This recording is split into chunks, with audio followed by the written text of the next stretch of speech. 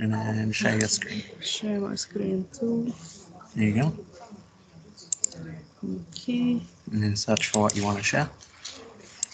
Okay. And then there should be somewhere.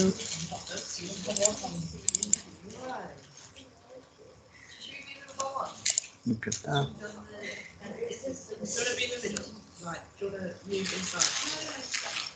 You're sharing that one. Okay. Guys who hear me. Okay, I admit. Could you please let me know, our students, could you please let me know? Ah, well, it's probably not good asking you. You hear me anyway. Can you ask any of your friends who is not here? Just send a message on WhatsApp that they could hear us.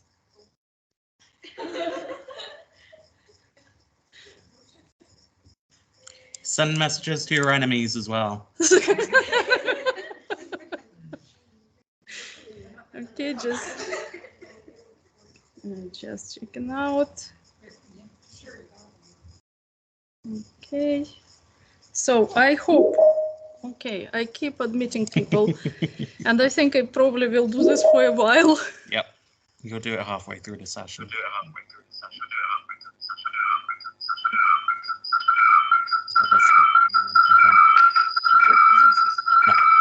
So if you right click on the K. Yep. Ah, right click. Yes. There you go. And okay, so can we check if mic working? Where is the thing? Can't find where the thing is.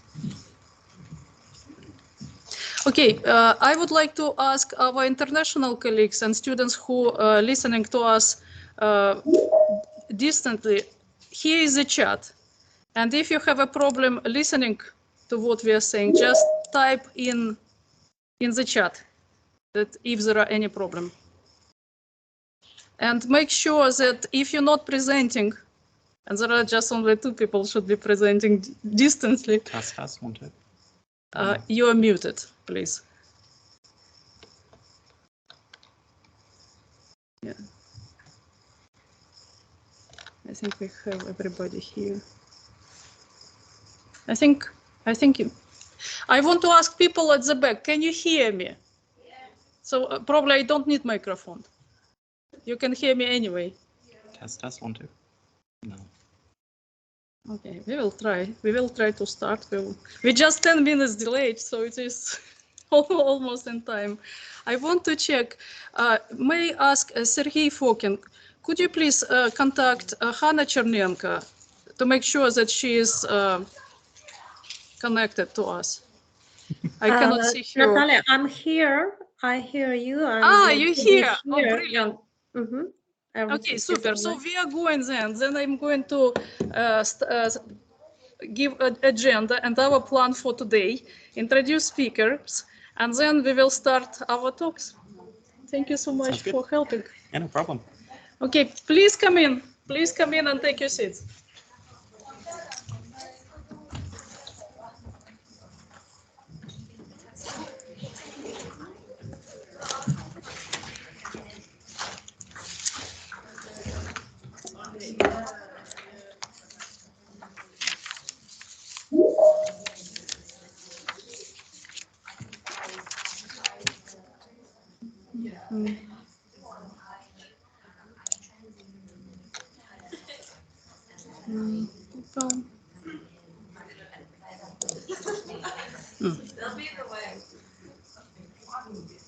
Yeah, and I also would like to let you know, Sergei and Hanna, if there would be an issue with you sharing your presentation from your desktops, I have them on my desktop, and you will just would need to present, and I will click your slides.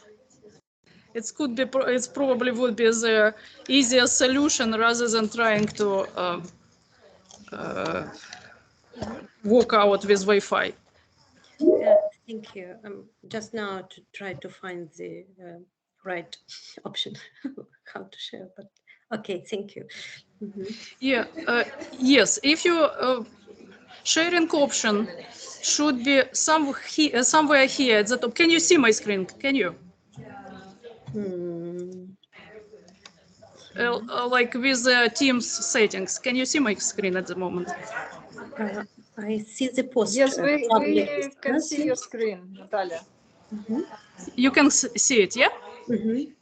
So Yes. if you want to share, its sharing option is here in the top line of the different settings, and it is next to the leave button. So if you click on this, there would be an option like share my screen, and this is hopefully it will work.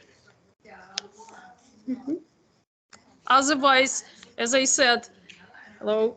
Otherwise, as I said, I have your presentation on my desktop here, and I will just and you just click and you will just say next. Okay, thank you. In the worst case scenario, we would be prepared. Okay, guys, so shall we begin? I think we have. Okay.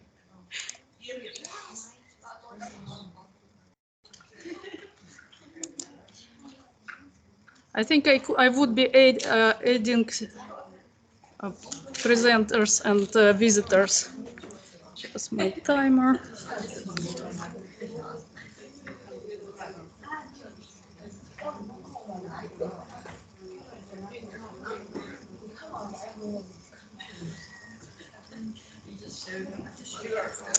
Okay.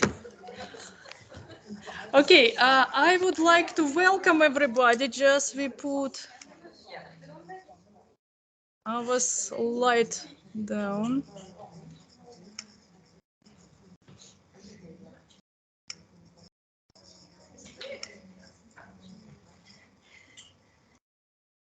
Oh, it's going, the light is going down.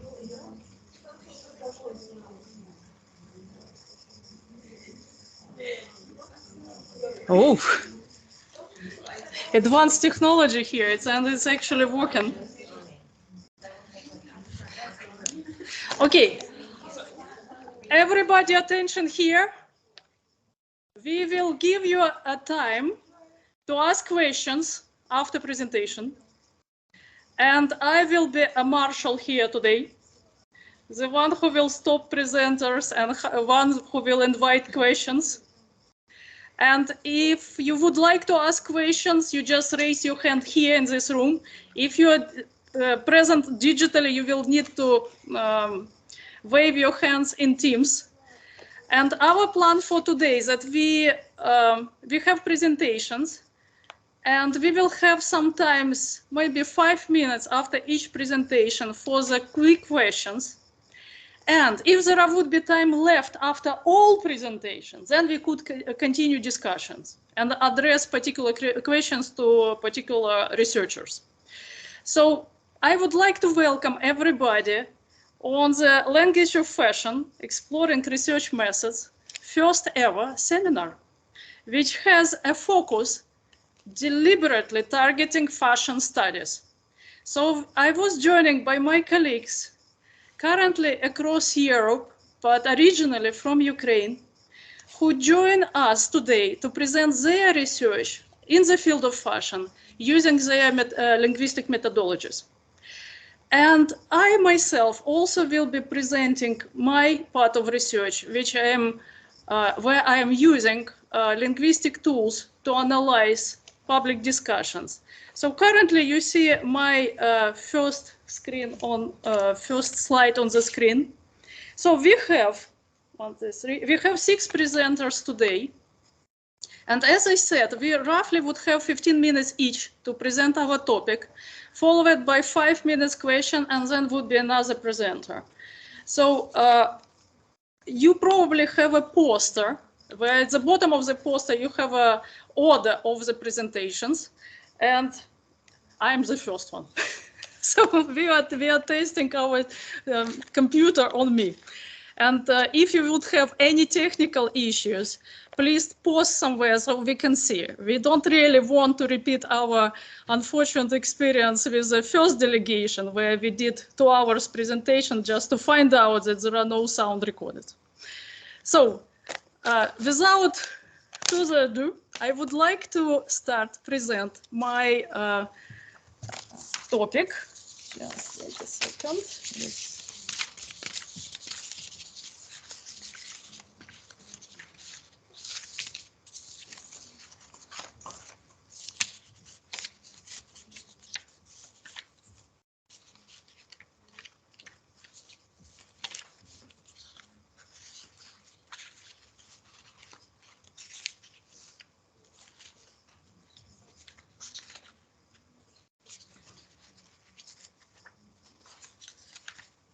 Okay, I will keep this one.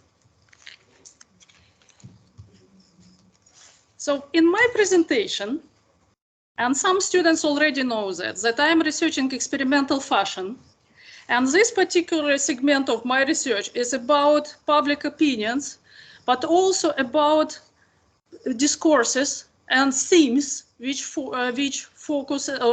created by these public discussions on the topic of experimental fashion. And to start this presentation, I would like to ask a question. In this audience, we have a lot of designers and we have hopefully marketing students. I would like to ask any of you, can you name experimental designer? Any? Who is the first one come to your mind? Come on, guys. Brilliant. This is actually a very good answer. And you will see in the moment why. Anybody else? Or that is a major? And Delemeister. Yes, thank you from Ukraine. Can you please repeat louder? And Delemeister. Thank you so much. Yep, it's correct. Anybody from the international? Is there anybody in China very well-known experimental designer, but young?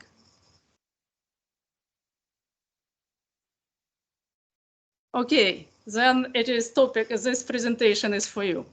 And why it is important to ask yourself a question, why I know this particular designer associated with this particular topic or segment. So therefore, okay, we'll try, yeah, it does work. My aim to explore this topic was specifically because public discourse about experimental fashion quite often connected to the role of a designer in this field. And what is really important, it's considered to be a loss of time, loss of material, and frivolous activity of the fashion designer. However, what I would like to bring your attention is that it is important to discuss who exactly we see associated with particular field of our research. Because this is how we could see, is there a specific science which address these segments. And segmentation and defining fashion often involves naming designers associated with particular styles or categories. And experimental fashion is not an exception. Within the field of experimental fashion, there are various designers who carry enough authority and to be linked with the field, and whose design outcome serves as a criteria for defining the field itself. So when, for example, Francesca Granata, she explored experimental fashion, in her research, she addressed following designers. Ray Kawakubo was the first one. Then we can see Martin Margiela. Then slightly less popular Lee Bowerly and Bernard Wilhelm. And these by just naming what designers associated by field, this allows this researcher, and actually many more researchers, to say, I'm researching experimental fashion. Next question, what it is experimental fashion? It is a fashion created by Rei Kawakubo. It is a fashion created by Margiela. So this is what I mean when the designer become associated with the field and become an authority there. What it also means, and this is where it is all become quite serious, that we stop questioning their authority and we stop questioning what progress of the field is. And this is why I ask you, is there any contemporary young designers, do you know, who is associated with experimental fashion? You are next generation. You must cite right now somebody of your age, not the one who was working in 1880s and becomes that important that nobody questioning their authority. And this is how one of the very peculiar things happening at the time when we start to recognize particular designers or particular styles or visual language of experimental fashion. What happens there is what in discourse analysis, which I employ to study experimental fashion discourses on by public, is the questions of power and power relationship. And the common sense really help to understand how this power is executed. Because these ideas which shared in this particular field is just give us message what is important in that particular field for public and what they will not question. So what is common sense in fashion? Common sense in fashion could be associated with success. And this is what we have as a common sense statements. We have somebody progressing from being ugly to become beautiful, from being poor to become very rich, and quite not surprisingly probably for you who are educated in the West, it is white female. We don't have many stories of Cinderellas in West about other nationalities, despite there are many of them in reality. But this is just few examples which we could call a common sense. And there are another example, which is this, which is example of absurd in fashion. So the previous slide shows you fashion which could be worn and which could be placed on body. And here we can see something which just cannot be worn on the street. And therefore, by public, it's considered nonsense. So to research types of nonsense mentioned by public, I had to collect data. And this is what I want to let you know. A really exciting part. As a fashion designers or the marketeers, you have to at least try to get hold of the primary data. Why it is important to work with the primary data? It's not that somebody telling you their views and they collected, you don't know how their references. Here, when you have access to the primary data, to collect your primary data from the social media sites, for example, you controlling what you're seeing, you actually in full control of your primary data. So what I did with the help of my colleagues from the School of English in BCU, they helped to teach me, they taught me how to collect data from, we are talking about Facebook. This is a particular post on Facebook which I found. I was searching Facebook for their enough discussions on experimental fashion, and I was quite lucky to find Business of Fashion platform 2017, 28th of December. They post this question on their website, on their channel. They post question, what do you think about the latest Rick Owens collection? what happened next is, this is type of data collected. It was 6,288 comments about experimental fashion, which you would never be able to collect manually unless you know these tools. And this is why I'm advocating for the corpus linguistic research, in particular in the fashion field, because this is current language, which is used by public. It is modern language, and you can see it by yourself. Of course, interpretation of what you're seeing depends on your skills, but still you can guess, you can see what it is going on there.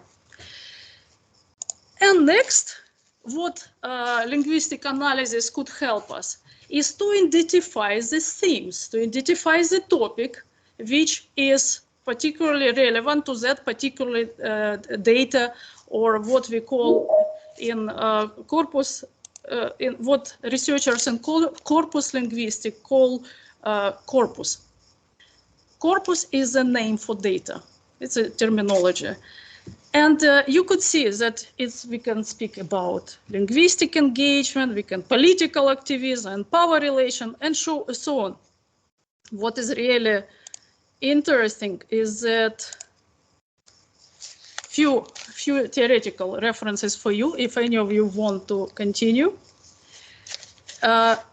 Very interesting that language which is used by public is very rich in metaphors.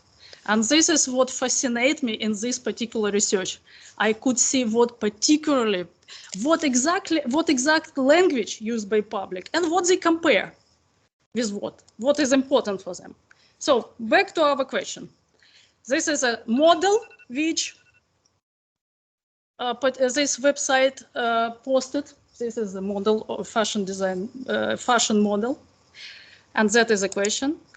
This is I want to give you a hint how the old collection looked like. So you could see it is quite unusual, but it's not the same as it's the one which is in question. The one in model in question definitely go kind of like crossing the line of the question of absurdity. Other models here, quite some of them variable.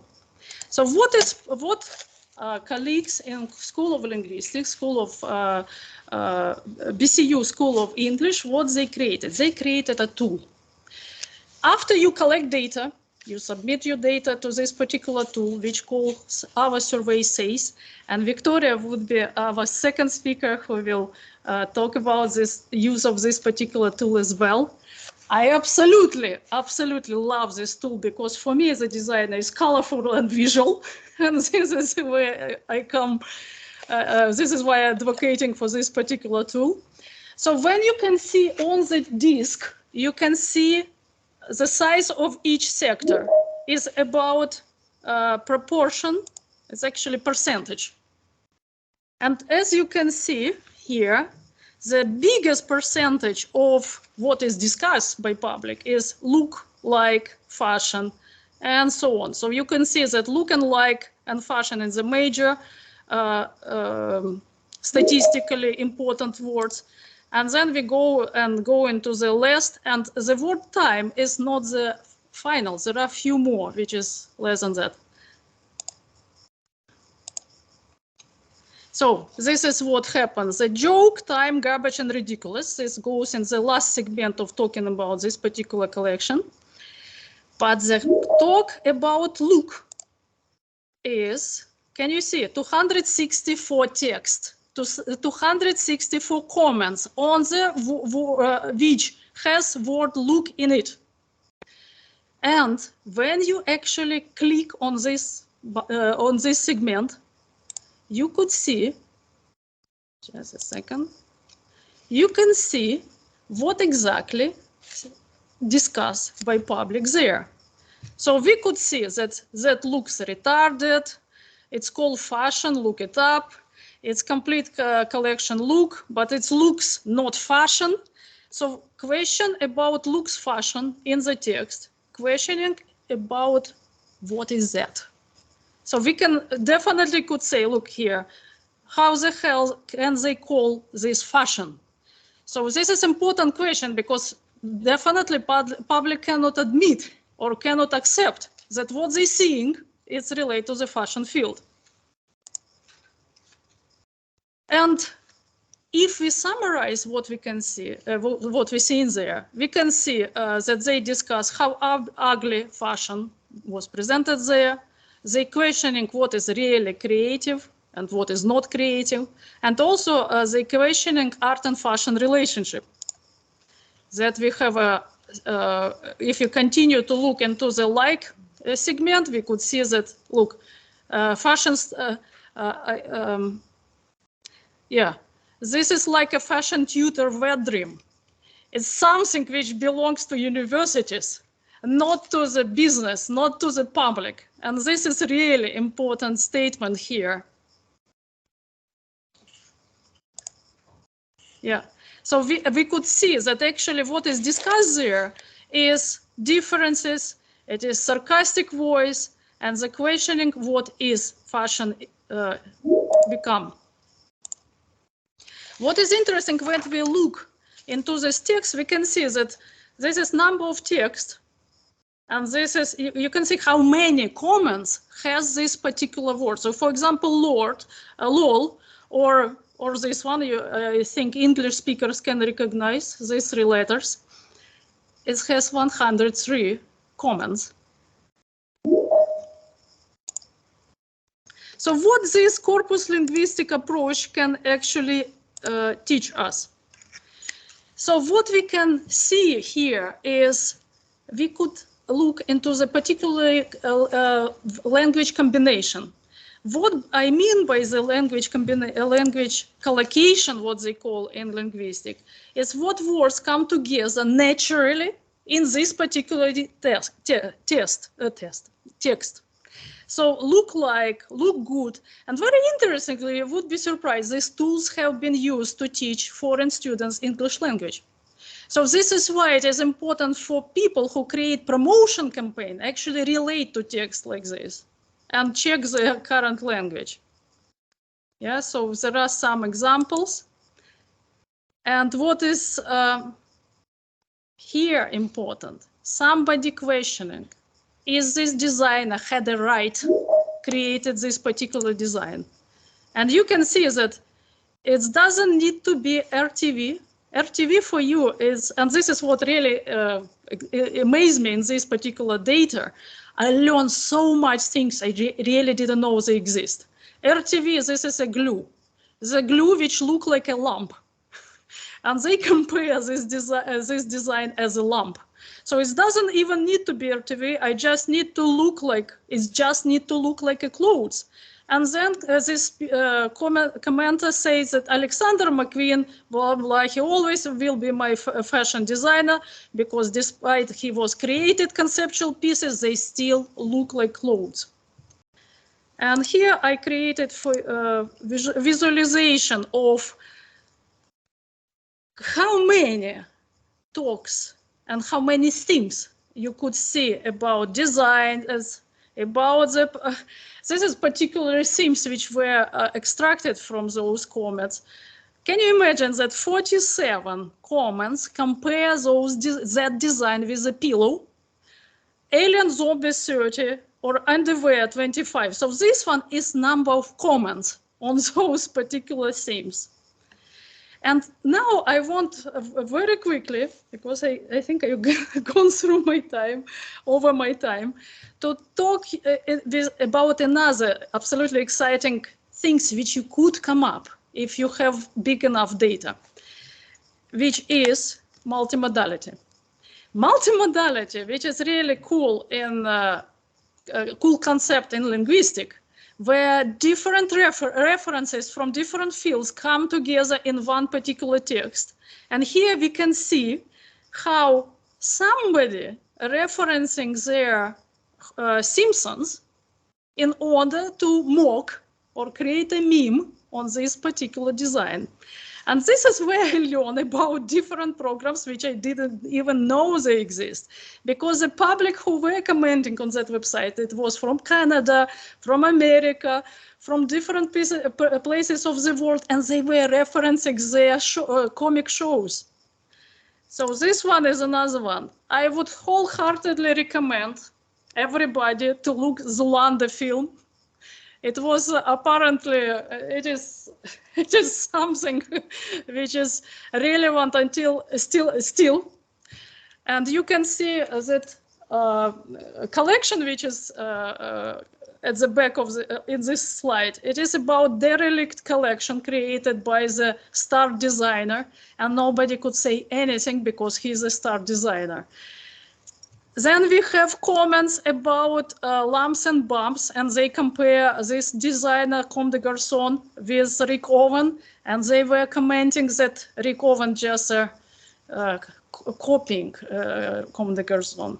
That Comme des Garçons designer Ray Kawakubo would be ashamed, really, stand next to that, that collection. And then we have another, I guess this is probably a British comedy show, and a reference to the costumes created from the potato bag.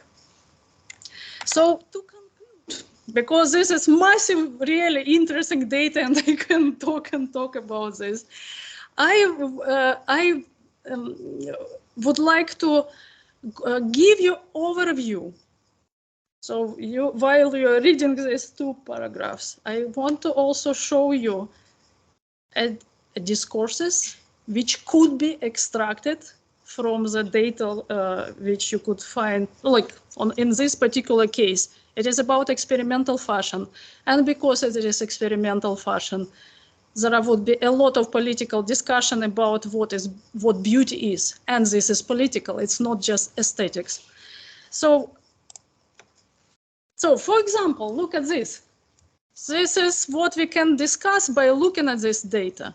So we can discuss ugliness and an ability of designer to create fashion. We could talk about interpretation of beauty, taste, artificial and natural beauty and ugliness. We can talk about professional activity of designers and how a lot of commentators actually use mental health to dehumanize fashion designer, and pointed out that he is not normal and therefore wasting our time and resources. Then we could talk about silhouettes. We can talk about how such clothes relate to body, and really importantly, we could talk about dynamics of creativity and authorship in the fashion field. And actually, students start to question, when somebody asks you, who is experimental designer, why you always referencing Ray Kawakubo? So this is few really important lessons which I hope you could remember from this presentation. And this is to finish my presentation, is one of the quite common questions. So if a designer with no name would create that piece, this piece will gain attention or no? And on the positive note, I want to let you know that actually, despite using experimental language, this particular designer got enough attention that the pieces on the far left, his bags and his shirts, and shirts cost was £600 in Selfridge, were sold within few days after this post come up and after this collection come up. He actually manipulated, he succeeded, gain attention of public, gain attention of press, and most importantly, make his millions.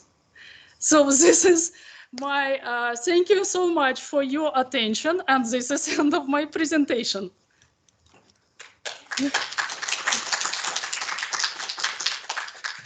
So I'm just trying to find the was to close it. Escape. Oh, yeah. So we have, time is going. I probably, what I would recommend, post your question in the chat if you have, but probably we will go to the next speaker and hopefully we could keep our time. If not, and if you will have questions, there are emails in the post I share with you. You could write us email. We would be really happy to answer your questions. Okay, so just a second. Where's my...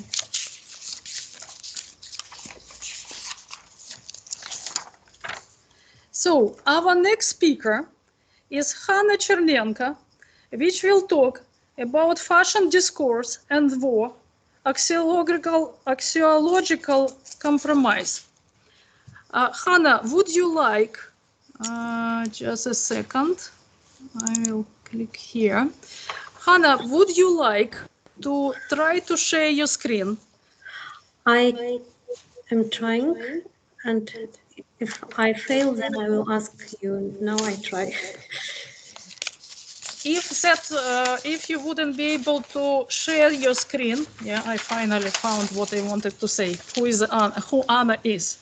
Anna is associate professor at the Department of Ukrainian and Russian as Foreign Languages, Education and Scientific Institute of Philology, Taras Shevchenko National University in Kiev. And her research area is critical discourse analysis, social linguistic, languages and values, language of mass media. So then, if you cannot share your screen, Hanna, I would share my screen and you just click next. Or you will just say me when to click next, okay? Okay, thank you. I opened it and I hear your question means you can't see it, no? Or you can see? I cannot see it. Can anybody else see it? Probably no. What I can say, stop sharing. You think? Share your screen. Let me share it. I want to share here because you shared your screen. Okay. But now you can try. Hanna, could you please try again sharing your screen? Okay, one more. Yeah, because you're right, that could be the reason.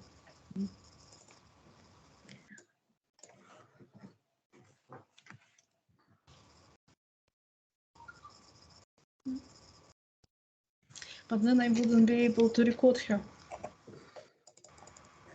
Isn't it? I opened. Record your screen if you share your screen. But if Hanna sharing her screen, then it's automatically. Everything you see here, it will be recorded. But there are no sharing, you see. Any result of my attempts? Not yet. We cannot see your screen yet. Okay. There's some settings where you let participants share screens. Shall we try to do this? I should rely on you, yeah? Yeah.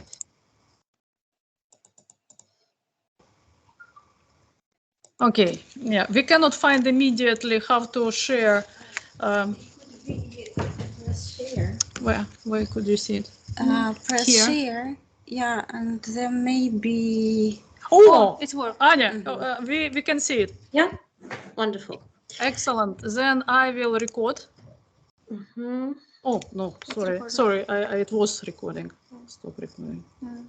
Record. Yeah, click somewhere in an empty place. You mean I will put it like this? And everybody. Just Anya, I just checking recording. Yeah. Say me when I can begin. Recording. Excellent. Okay, Anya, you could start. Thank you. I'm glad to be here, at least online. And thank you, Nataliya, for this opportunity. And I'd like to tell about fashion discourse and war. Anya, I'm very sorry. We cannot hear you here. I think we just need to somehow switch on speakers. But you hear me, yes? With my I do. microphone, it's okay. I do, and somebody I only wait. I do not think I just wait. Okay. No, but we in the big hall, we cannot. Можна хвилину, скажіть support. Yeah, please, thank you. Okay. Okay, so a question, just a 1 minute. Yeah. Because we have two presenters, we need two presenters to hear them. It's not just one. Do you know how to switch her? You may want to look at the output and see whether there's this sound output.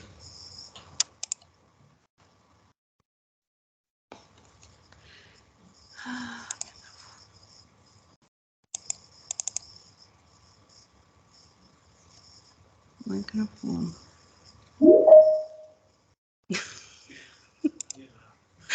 Yeah, absolutely. Yes, exactly. We can hear that, but for some reason we cannot hear Anya you loud enough. The call to to make somebody to join, we could hear perfectly well, but not you, unfortunately.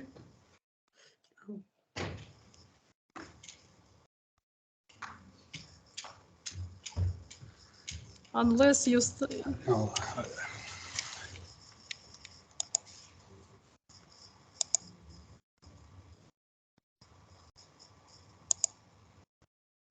Oh, hold on, this just small.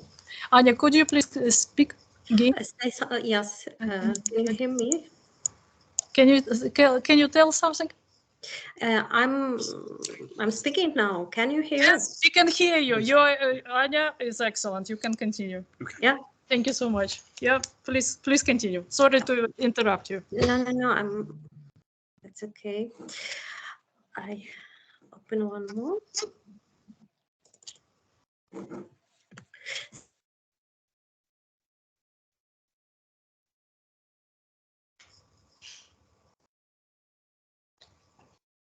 Anya, you can start.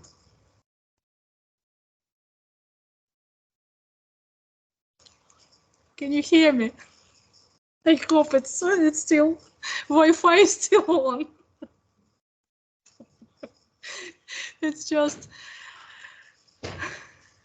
Anya, can you hear me? No, she's not muted herself, is she?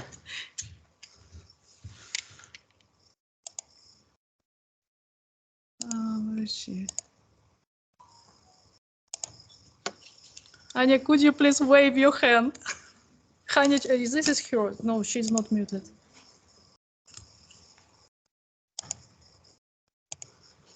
Okay, we have. It could be anything. It could be anything.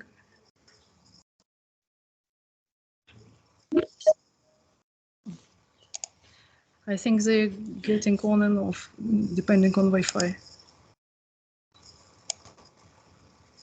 And I think she might be just was kicked off. Is she kicked off? No, we didn't kick her off. If you click here, because this is none of her name, she is. If you go down, if she's. No, she's not in here. She's not. Could she have logged off to log back in again? Anya, could you please try to log on and log off? Because we cannot see you anymore. Oh, this might be. Hello. Tech support. Yes, There we go. thank you so much. We could hear her at some particular. So finally, we could hear her. Oh, okay. But then she disappeared. And we want to check, is she still with us or she was kicked out of her side? Let it maximum, do its maximum because we can. Okay, so that's the question. You just need someone to test it. Okay, can we out of order? Could we please have Sergey Fokin? Could you please try to share with us your screen and try to speak so that we could check and listen to your presentation? Sure. Good afternoon. or good morning probably in Birmingham, but in Kiev it is just, it is already afternoon. And I'm trying to share now. And Anya, if you can hear us, we can, once you're back, just wave your hand to us and I will give you time to speak. Yes, Sergey, we can see, well, we was... You can, right? Not at the moment. Yeah, that's there. Is it? Yeah. Oh, yes, this is it. We can see it. It is here, right? Yes, it's us. Yeah. Okay, thank you. 5 minutes now. Thank you so much for this wonderful opportunity. I could not, unfortunately, I could not be present, be presenting this event personally for several reasons. Apologies for that, but I'll try my best to deliver my thoughts, and I'm glad to meet the entire team finally and to make sure we are on the same page.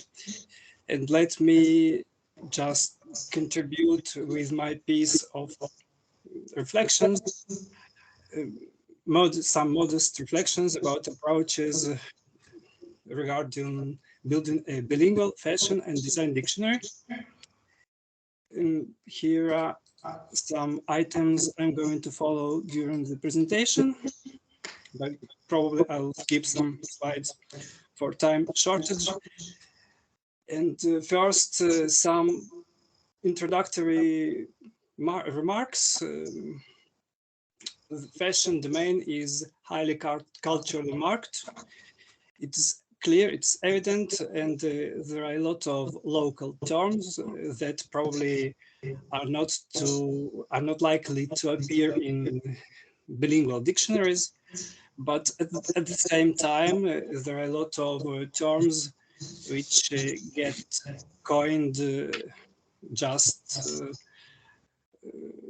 spontaneously, and the experts pick them up, start using, and finally the terms are accepted worldwide, and many people understand these terms, but actually there are no clear definitions. Sometimes it's hard to find them, and translators will need to understand them. I'm, for example, not very much into fashion, and I need to face several issues trying to find out explanations for some terms. The fashion terms can express both concrete and abstract things, abstract concepts. So fashion is not only about things, clothes, outfits, dresses, but it's also about styles, tendencies, tastes, experiments, right? Proper names may form part of this terminology. And as Nataliya said before, indeed, this domain is highly metaphorical. So starting from these premises, I'll try to share with you some findings first regarding the sources. Talking about bilingual sources, I should confess there is an impressive gap. Most bilingual sources I found, or not most, all the bilingual sources I found were postgraduate students' works.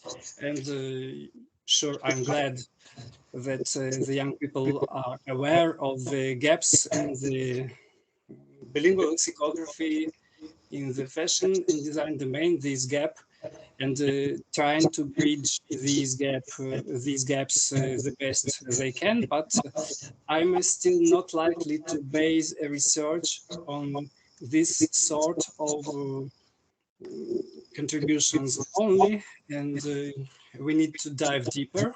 For example, to search some international benchmark recommendations starting from the World Fashion Organization. I didn't know anything about this organization, but I found it before the presentation, just for the sake of the presentation, trying to find some recommendations, some glossaries, dictionaries, and alas, there isn't any. Furthermore, this organization has its site, its webpage in English only, which is why it's not to expect that it might contain any kind of multilingual equivalences for some terms. As of now, but hopefully in future it will be of great help. We need to explore some monolingual sources in English as well. I will probably not read the whole slide because of the time shortage, but yeah, just a side remark that both in English, in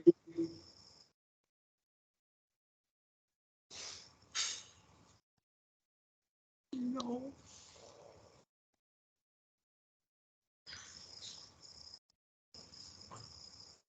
Hello.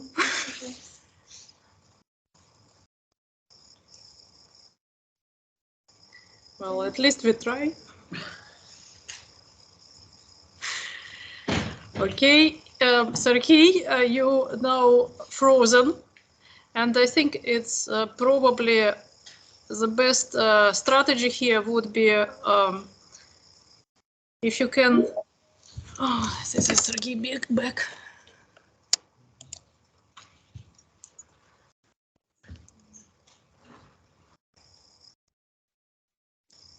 Hello again. Hello. Oh, we can hear you. Yeah, I just stopped hearing the noises, and I was aware that the connection went off. Sometimes it happens. Yeah, it crashed.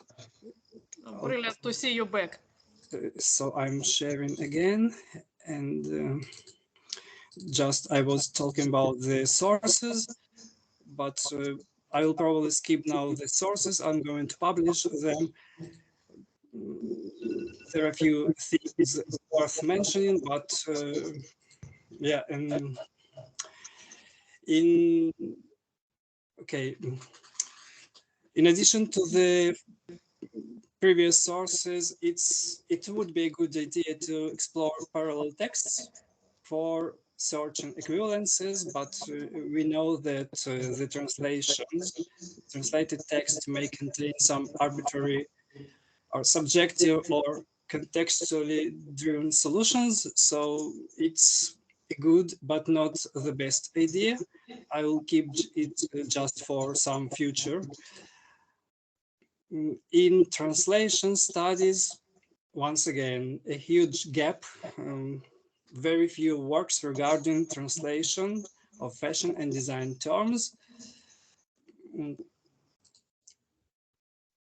And let's move on to establishing equivalent methods, provided that there is a huge gap, a large set of challenges we're going to face, starting from some traditional conventional ways of search and equivalences. The first one, probably the most intuitive one, is the semantic analysis. It is expected both, if two terms are equivalent, they're expected to possess equivalent definitions, but it is not always the case. In this case, Spadril in English and Ukrainian is based on different definitions, both definitions by intention. They both are definitions by intention, rely on different hypernyms. For example, the English one relies on shoe, and the Ukrainian one on легке літнє взуття, light summer shoe. They are hypernyms of different order. So it's not perhaps the best way of searching equivalent terms. And one of the prominent ideas for this research I'm going to use is that of Luzanova-Bogomilova, which states who states that the fact of equivalence between two terms does not derive from their equivalent definitions, but from the fact they occupy the same places in the terminological systems. And by the same places in the terminological systems, the researcher means the same relations between two terms or among the entire term systems, the entire term system. For example, one of the prominent relation is that of the hyponym, hypernym, or partonym, holonym, and this way we can explore the thesaurus. And I'm sorry I could not find a better picture, but it's still somehow readable. Here we have the types of skirts, and we can find out which type of skirts exist. I mean, nominations of skirt type exist in Ukrainian by exploring the corpus. In this case, the nominal oppositions, hyphenated nominal oppositions, and as we see, we can establish several equivalents at this stage. For example, tube, pencil, or tulip. We have here spidnity olivates, which is pencil as well, or tulpan. It is here also. We can also explore the partonymy or meronymy, the same thing. I couldn't find any picture in Ukrainian, so I found one in Spanish to explore, for example, the constituents of tuxedo. We can do the same for Ukrainian, but through corpus, the corpus grak, probably the largest for Ukrainian, and by exploring the genitive cases.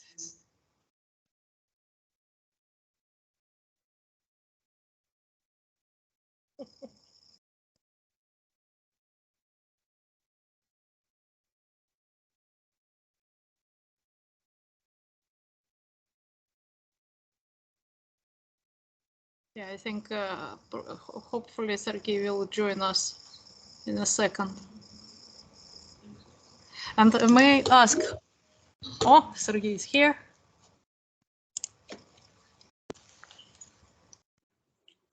We ask you, Natalia, but don't ask Sergey. Okay, Sergey, we can hear you.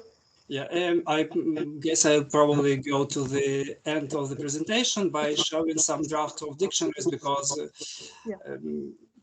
I believe I'm expanding too long on the details, and I'm trying to share once again.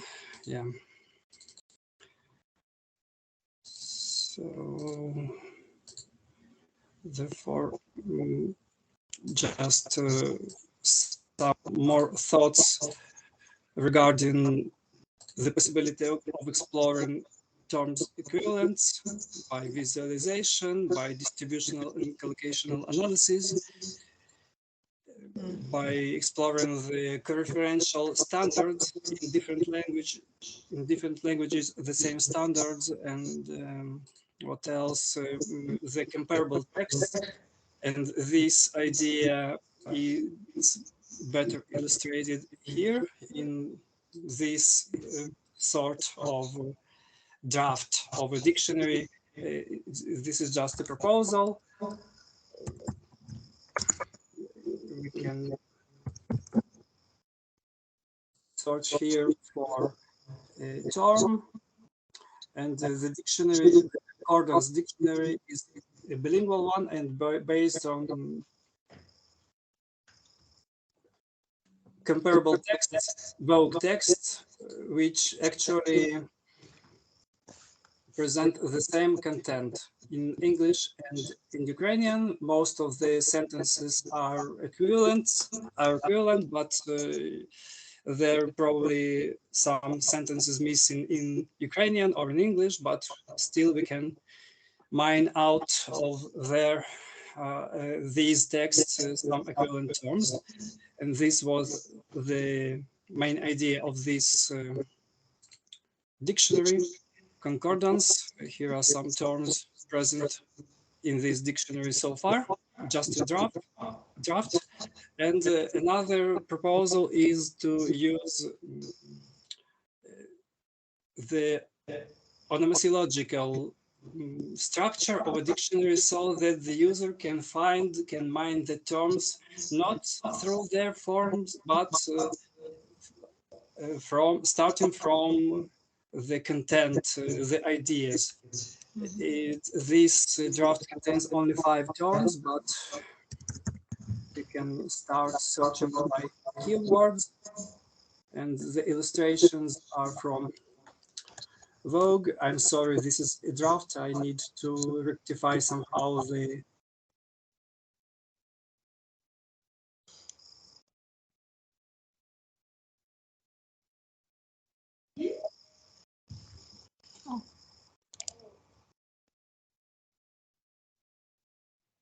Oh, Anna, you're back. Yeah, I was so happy that I tell everything so wonderfully. You mean you was doing presentation? Yeah, I concluded already. So, and at what stage did we lose connection? At what moment? Anna, we lost you immediately. Really? Yes, we didn't hear anything of your presentation, and currently Sergey is finishing his presentation, so we didn't lose time. So, I'm so sorry. but we can switch you on. Yeah, okay. I wanted to listen to him. Okay. Yeah, actually, I don't know why, but Microsoft Teams crashes every 5 or 6 minutes. I don't know. So yeah, I was just finishing. Probably it was sort of awkward running off, but if there are any questions, you are welcome, and thank you for your attention, for your patience.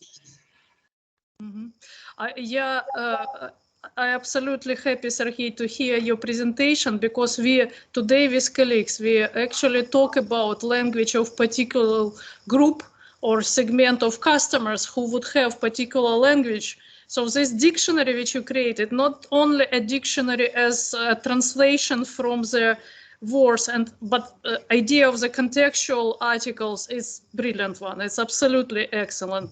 And then we would be looking for help from Ukrainian colleagues, probably from designers who could help to select right images and articles in Ukrainian literature and magazines. And I could support with from the English language magazines from our side. But I think it has such a huge potential and actually value for fashion studies. So thank you so much for sharing this with us.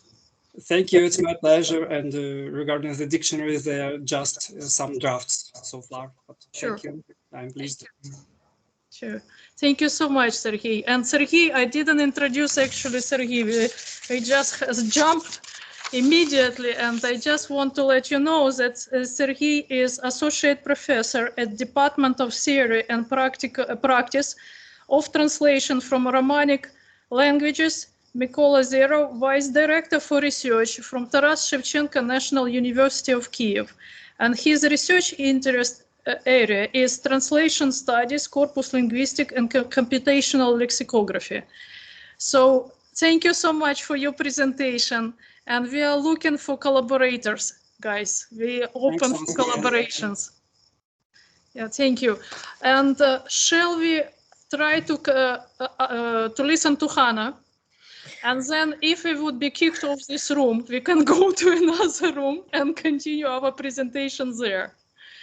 Okay, so Anna, once we see you here, just afraid that we must lose you again. Could you please try to share your screen again and do your presentation? I try. That's what I'm doing. Yeah. Can you see? Yes. Yeah, but it's final slides. Uh-huh. Well. Sorry if it's your second time. No. It's okay. It was good to rehearse. Yeah. Thank you so much. Yes. Can we you see? Can you hear? Natalia, then I would ask you, if something happened again, could you call me, please, to know that I have to join you? Sure, sure. Thanks. Because yeah. I see only my presentation. I don't see the window. Of course. Yeah, we will do. I will do my best to find you. Okay, thank you. So you didn't see anything, yeah? I will not. No, we didn't. I told that I joined this project more than a year before the war, and when the time came to write, it was already war, and I had like something like an inside conflict because from one side fashion and from other side war, and I tried to resolve it somehow, and I went to Google and I made the search with keywords fashion and war at the same time. And I found out that it was not only my problem, that it's the well-known conflict, axiological conflict. And because from one side, we have such values as entertaining, pleasure, beauty, values of fashion, creativity, and from the other side, security and power values, which become actualized in wartime. And looking through, not many, but there are some research of history of where fashion and war faced each other. I could see that there were two tendencies in attitude to fashion in wartime. One of them, the tendency of asceticism, means condemnation of desire to take care of oneself, to be attractive, to follow fashion. Here you can see the picture from the magazine Punch, it's Great Britain, First World War, and satire criticizing the beautiful woman and her daughter, which are scared of gas masks. Gas masks sure fit very well to wartime, but don't fit these elegant, fancy clothes. But there was also other tendency to see the beauty as a form of resistance. It was about products with patriotic symbols, using it in design. It was about maintaining a normal lifestyle despite the enemy's efforts to destroy it. Because if you want to destroy my life, but I continue to keep it, you are a loser and I won. And it was also about patriarchal idea of inspiring man warriors with women's beauty. How did the Ukrainian fashion discourse reacted to the 2022 year war? What tendency dominated here? I have to say that at the beginning of the war, we can remember many messages and texts about denying about people who couldn't continue to care of themselves, to make hairstyling, to care of nails, and even fashion designers wrote by themselves that they lost the sense of their job. Fashion Week seems absurd.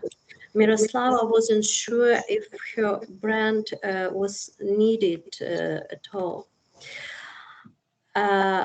In this context, I decided to see maybe the word fashion disappear from our mass media at all.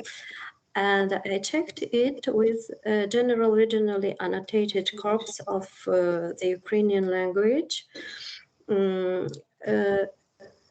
checking the frequency of the lemma moda, means fashion, in mass media texts in 2020 second year.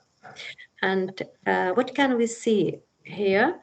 That the frequency of this lemma didn't decrease at all. Even more, it slightly increased comparing to the previous year. You can see it at the graph. And the question is, in this situation, what factors allowed fashion discourse to overcome the axiological dissonance with the context of the war and maintain its presence in the information space of Ukraine? Specified linguistically, this question can sound so: how did the concepts of fashion and war blend in the Ukrainian fashion discourse? To reply this question, I analyzed the statements about fashion in general and the fashion industry in Ukraine, which contained concepts fashion and war, and had an axiological coloring. For example, Ukrainian designers have found their place in the war, how they are helping to defeat Russia. 444 utterances were analyzed, and they were selected from corps, and also with the Google search using the keywords fashion and war. They were analyzed with a method which we would call axiological lingual deconstruction, which includes two stages. The first stage are explicit value concepts contained in these statements. I will list them briefly, making examples only to those which I think are not understandable clearly enough in the context of war and in the context of fashion from other side. Fortitude. Against all odds, we don't give up. Ukrainians draw strength and inspiration even from the turmoil and evil that befalls us now. Profit, resumption of production, market demand, beauty, comfort, psychological comfort, changes. Designers, doctors, and ordinary people are requalifying their fields of activity. Diversity, creativity, self-expression, development. Suing the tile careers, part of soldiers' equipment, was learned from scratch. Volunteers provided us with a sample. We cut it up, made patterns, and launched mass production. Freedom, labor, the sound of a walking sewing machine drowns out the sound of shells outside the window. Environmental friendliness, workplace. The company is opening a production facility there to provide jobs for its employees. Mutual support. I'm sure that now Ukrainians will want to support their producers even more and wear everything made in Ukraine. National symbols, using it in clothes and accessories. Charity, national economy. I take my hat off to any business that is currently operating in Ukraine. Love for home, meeting the needs of the army. The Ukrainian brand sews boots for armed forces and information support. In the final, a large flag was brought to the podium. At the second stage, I made the correlation between listed above value concepts and Shalom Schwartz value typology. It's widely used to compare different countries, different periods from axiological point of view. Shalom Schwartz described 10 main values, so-called clusters, we could say, which covers a huge amount of concepts, and he grouped them into 4 types. And in my opinion, all these values can be divided into two big groups, self-oriented and socially oriented, and which one dominated in fashion discourse of 2022 in Ukraine. Here are self-oriented values, the group self-enhancement, which covers values achievement, power, hedonism. They all are presented in fashion discourse. Self-oriented values group openness to changes, stimulation, self-direction. It's very usual, common for fashion discourse values. And socially oriented values, self-transcendent, universalism, benevolence. Again, socially oriented, conservative values, conformity, tradition, security. What about Ukrainian fashion discourse? What was its axiological portrait during the last year? The most frequent concepts are national symbols, means using them in clothes as accessories. This concept belongs to value tradition, 15%, first place. Second place, meeting the needs of the army, value security. It's about doing uniforms, shoes for army. National economy means paying taxes, supporting economy of the state, value conformity. Charity, giving money for army, value benevolence.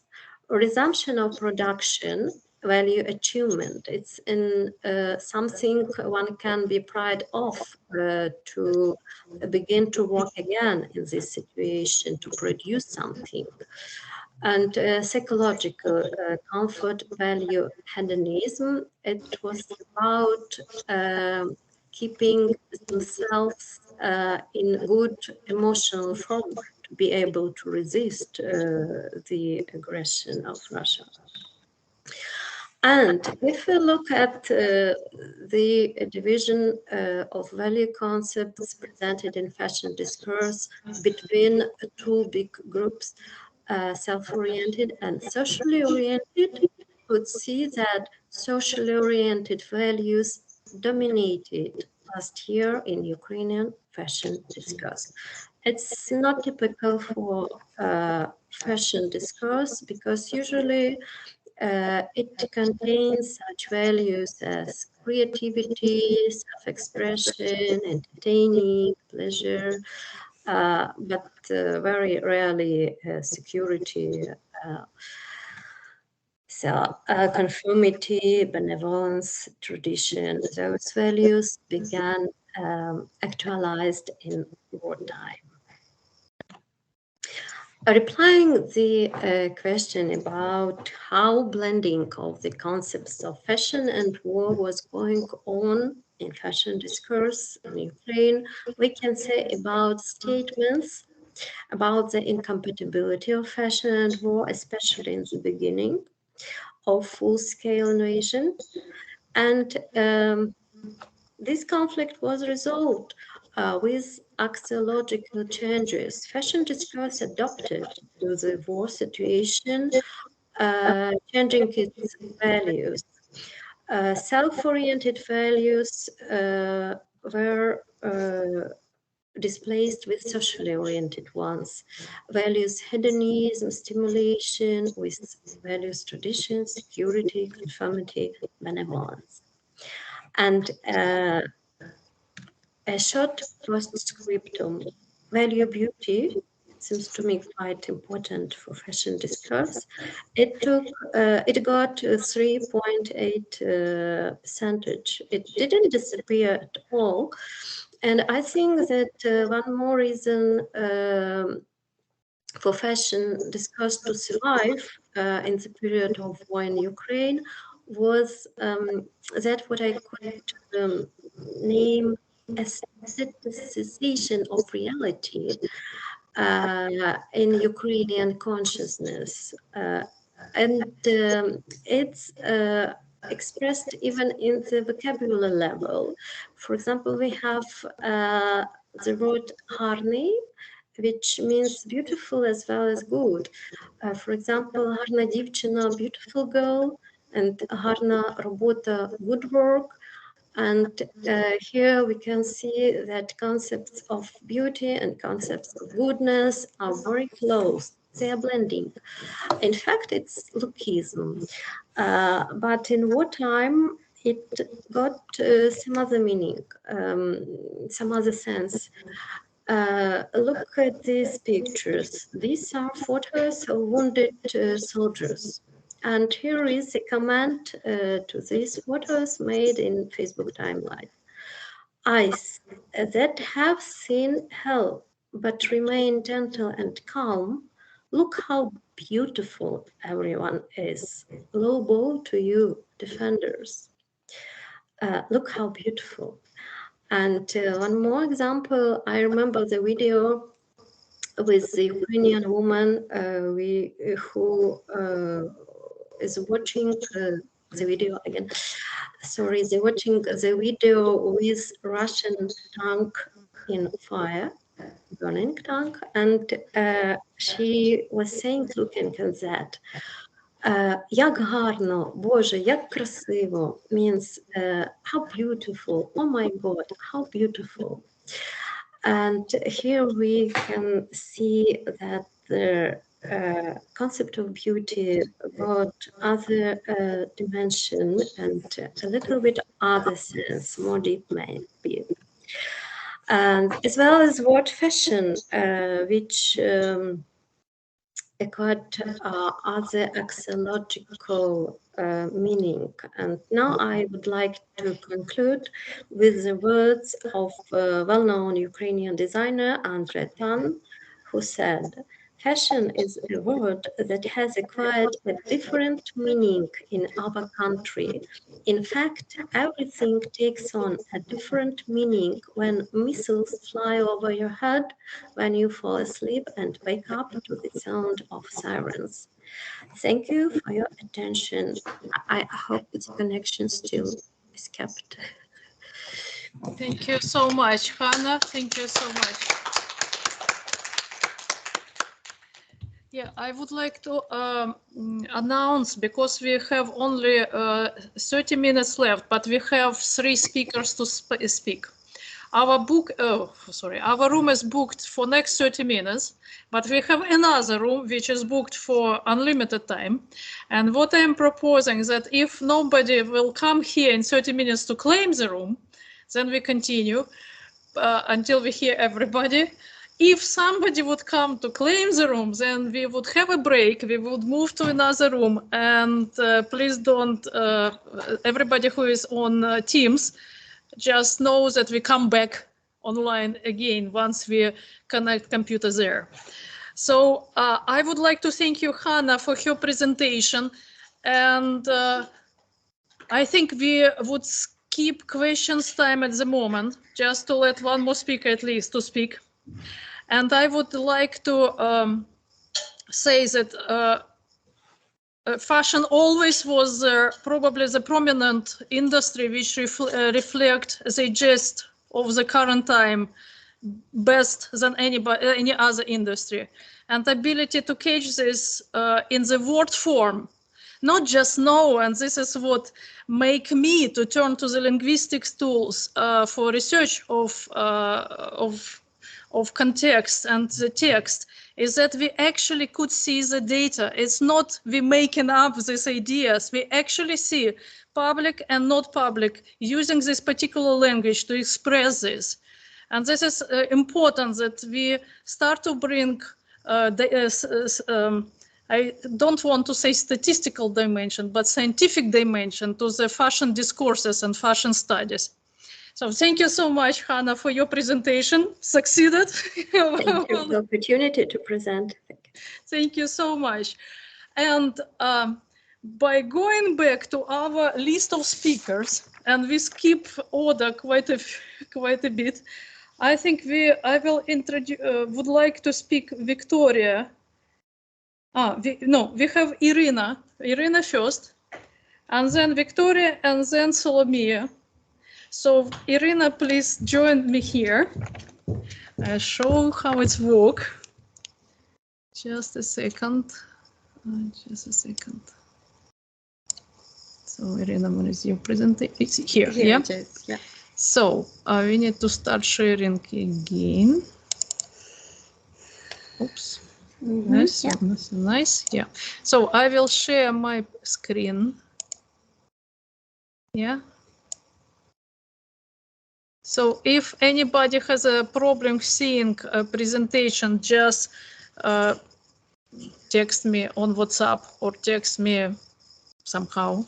Hopefully we can see it. And so how it's work is. Yeah. Yeah. So you, Yeah, I was this doing one. this. Yeah, Okay. yeah, it does work. It Sometimes, works? sometimes it does not. Then you click on this.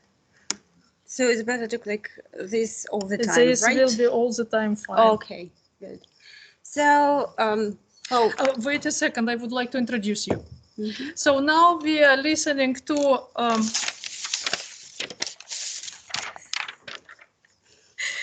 Dr. Irina Alexeyevna. Oh, Alexeyevna, yeah, Alexeyevna, I am right.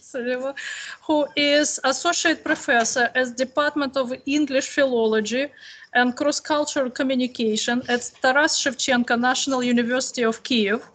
And her research area is communication study, linguistic anthropology, intercultural communication, and semiotics. Yeah. So Okay. let's welcome. Yeah, so the previous research that you have listened to was mainly quantitative. Mine is interpretative or qualitative. That is, I'm trying to make sense of some things, trends that I observe, but I cannot say that I have some specific data. Like there is no statistic analysis in my research or in my in the point of view that I'm going to present. So I'm going to talk about the mask. That is the role of the mask as a means of communication. We are already through this period when the mask was a must, but I guess that the overall phenomenon gives us some reason to reflect on what we have just gone through. So first of all, I would like you to think of the mask as a very specific thing, because as one of the researchers says, the mask is not an image of nature, but an elaboration of man. So this is something that we actually don't need. We don't need it as a piece of clothing, but we use it for some other very human purpose that is not that obvious as, for instance, some other items of garments that we use. And mask is actually contrasted with face because, again, those who have had an experience of working online and giving lectures and seminars online, they know that you always feel as a lecturer, I'm not sure about the position of the student, but as a lecturer, when you have a lecture and what you see in Zoom, for instance, is just black squares, you understand how important the face is. So communicating with anybody, you need a face. You can say that, well, the telephone is another means of communication. We don't have the face, but at least we have the voice. When we are online, we have neither voice nor face, and we feel quite kind of uncomfortable. And again, it kind of relates to this idea or the link, the correlation between the mask and the face. But before we start talking about the mask in particular, I would like to talk about face covering. So there are lots of face coverings, and they are, approximately we can divide them into veil, face shield, and mask. So when we talk about veil, we relate it to maybe more some ethnic or religious aspect of human life, and you have a number of them, for instance, lisam, then burqa, niqab. Then face shield is peculiar because actually it doesn't prevent you from seeing the face. And there are a number of variations of masks. You have protective mask, and we will talk about them mainly, and ritual masks. So if we just scratch upon the surface of ritual masks, then we have various applications throughout history in, for instance, Egypt and ancient Rome, and also including the European tradition. We have effigy masks or death masks, and their purpose was to be the portrait of the deceased. Theatrical masks in ancient Greece as well as Japan, then protective masks to prevent diseases worn by children in China and Burma, and festive and ritual masks, they are more familiar to Europeans, and many of them still are still in use. Venice Festival, for instance, or Halloween, so they are all still part of our life at a certain, or on a certain day in a year. And when we recall the pre-pandemic times, we can also find masks probably not in everyday usage in Europe, but in various fashion collections. And you can see that, again, I'm not a designer and I have little to do with fashion, but I see clearly the where the inspiration came from. Yes, here we have again some obvious connection with religion, with probably visors and helmets worn by knights, or the reference to various carnivals and festivals in Latin America and in Venice. When we discuss medical or protective masks, they have a history of their own. And if, as Europeans, we can, the first thing that comes to mind is the plague, and this is the famous mask worn by doctors in the 16th, 17th century. Interestingly, and it was pretty new to me, the first compulsory usage of mask, the obligation to wear masks for doctors was first introduced in China in 1910 when the Chinese doctors fought with the Manchurian plague epidemic. And honestly, when I was reading about this, this period in medical history, it turned out that it was the Chinese doctor, Dr. Wu, who introduced self-isolation, masks, restrictions on traveling during this epidemic in China. Then the continuation of this mask wearing tradition during epidemics was the Spanish flu in 1918 in Europe and in North America. And then there was a pretty long period when no masks were required because of antibiotics and the start of applying them for treatment until 2003 and the SARS epidemic. And since then, in many Eastern Asian countries, this tradition of wearing masks remained. Europeans recalled and had to return to this requirement only during the COVID-19 pandemic.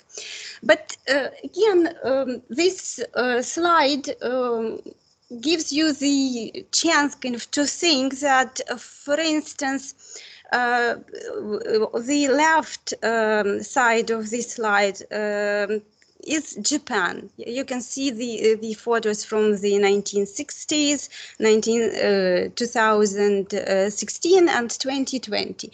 So you can see that there was kind of there were random cases when people wore masks, maybe not all people, some people.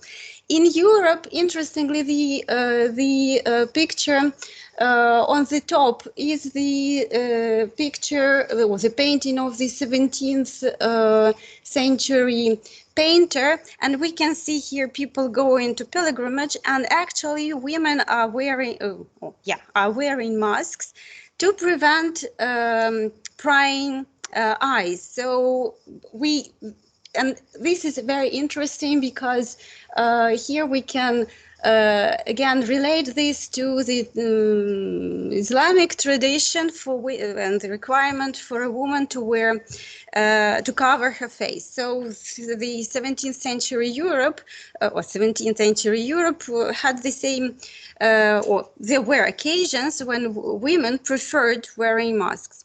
Then the other picture, a black and white picture, is the picture from the United States, 1918, the Spanish flu. And again, a woman is wearing a poster, wear a mask or go to jail.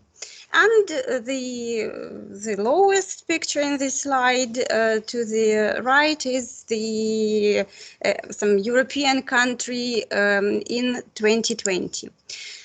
So when we talk about mask as protection, we can say that there is a kind of correlation between a place and the source of danger. And this slide suggests, for instance, location. If it is Indonesia, then obviously people may wear masks to protect themselves from smoke of forest fires. China, smoke, industrial pollution. Japan, diseases, and quite often prying eyes. We will talk about this. Many people in Japan claim that they prefer wearing masks because they don't want to be that visible in public. And as for the West, then as it turns out, starting from 2020, masks prevent from diseases, first of all, prying eyes, but they may also become a fashion item. So what is a mask? This slide is quite complicated. To cut the long story short, so we can talk about a medical face mask. It's kind of nothing interesting in terms of fashion because it's purely functional. It is manufactured according to certain requirements. Mostly what is interesting for you as designers or for us as, for instance, researchers of communication is so-called community masks. These are those masks that are produced without any requirements except one. They are supposed to cover the wearer's nose and mouth. And if we talk about masks in 2020, at times when you start analyzing the way they were worn and what people, the perception of people of these masks, these are, your conclusions may be paradoxical. For instance, there may be two interpretations of a person wearing a mask.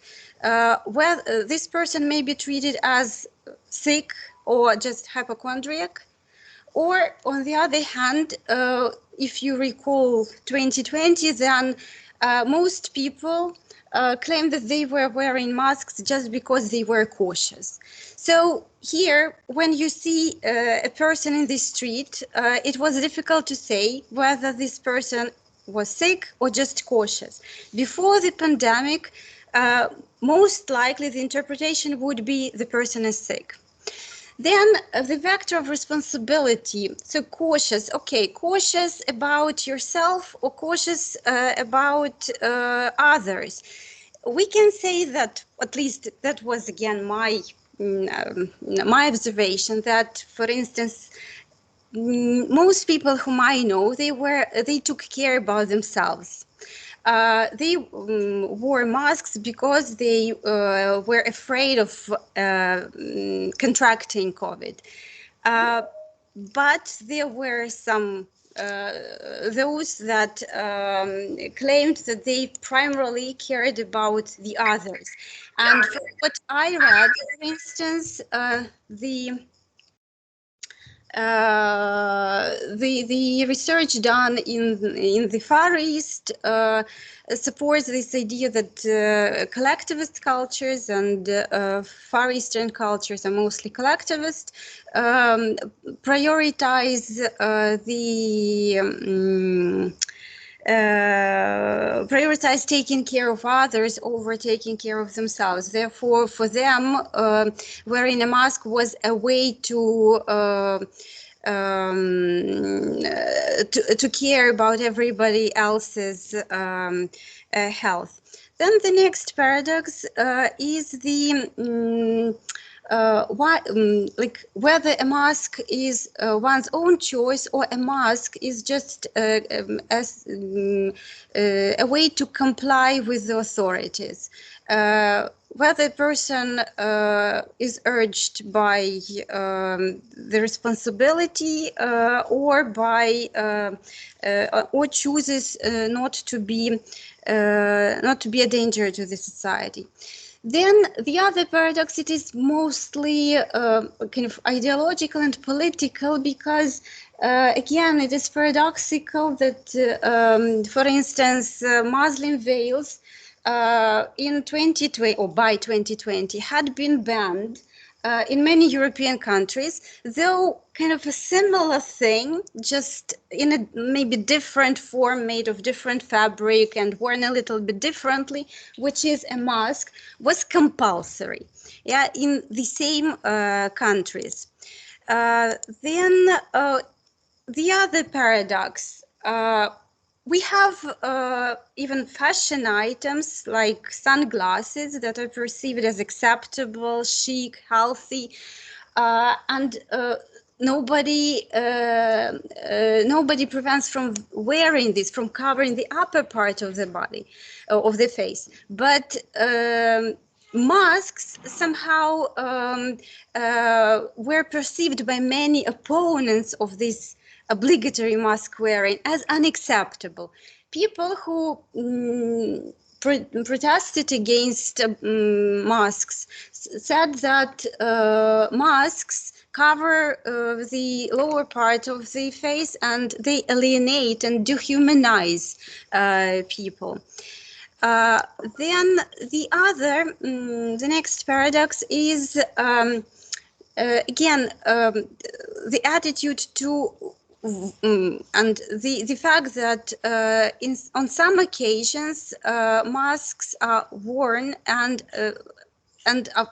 worn voluntarily, and this is perceived as kind of something which is natural. It's kind of perceived as a game. Yes, on some days you play. This is what happens during carnivals. But compulsory wearing of the face mask at all times in public places is perceived as violation of human, or was perceived by certain parts of the society as violation of human rights. And we can, in this slide, we can see that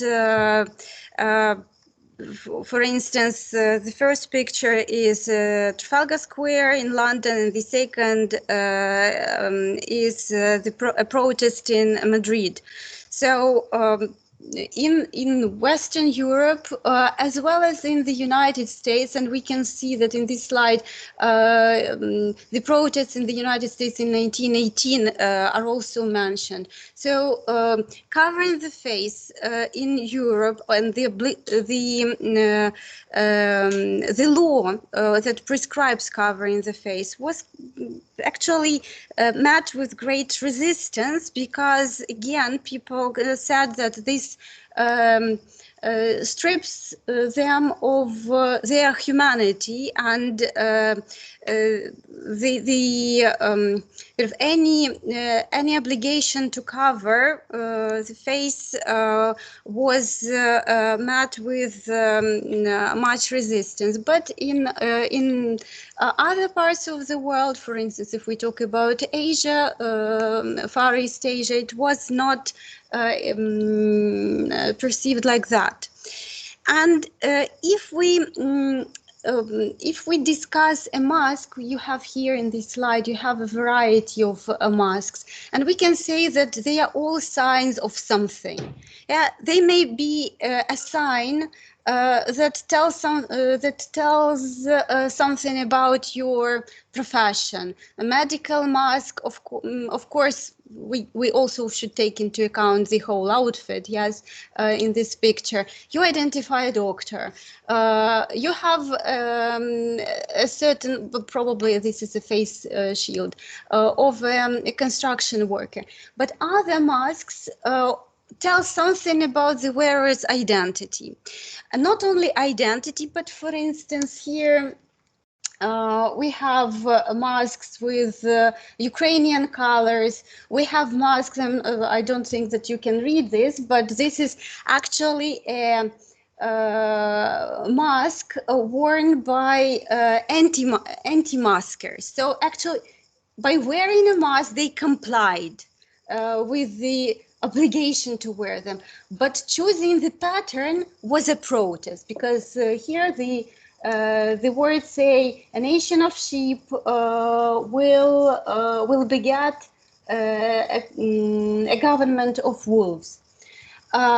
Also, other masks talk about the wearers' probably hobbies or some subcultural identities. Or, for instance, here we have Louis Vuitton's mask that tell about the social standing, the income level of a wearer. Therefore, like masks, masks have shifted from just a protective tool to a means of expressing something, and the range of these meanings that can be expressed or could be expressed by masks was pretty broad. And as this slide says, for example, masks, medical masks, at the beginning were perceived as social levelers. Everybody was supposed to wear the same. But with time, they transformed into a marker of prestige. And again, for instance, Pfizer was considered to be the kind of more prestigious vaccine compared to Moderna.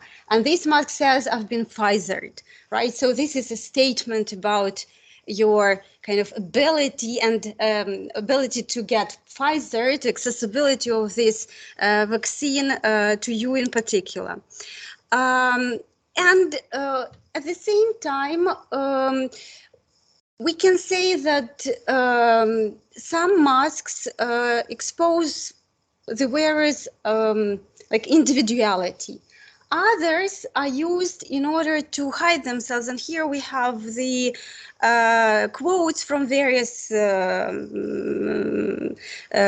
media, some newspaper articles, and the people interviewed say that we like masks and we don't want to give them up because they help us to hide, they help us to be anonymous in the crowd.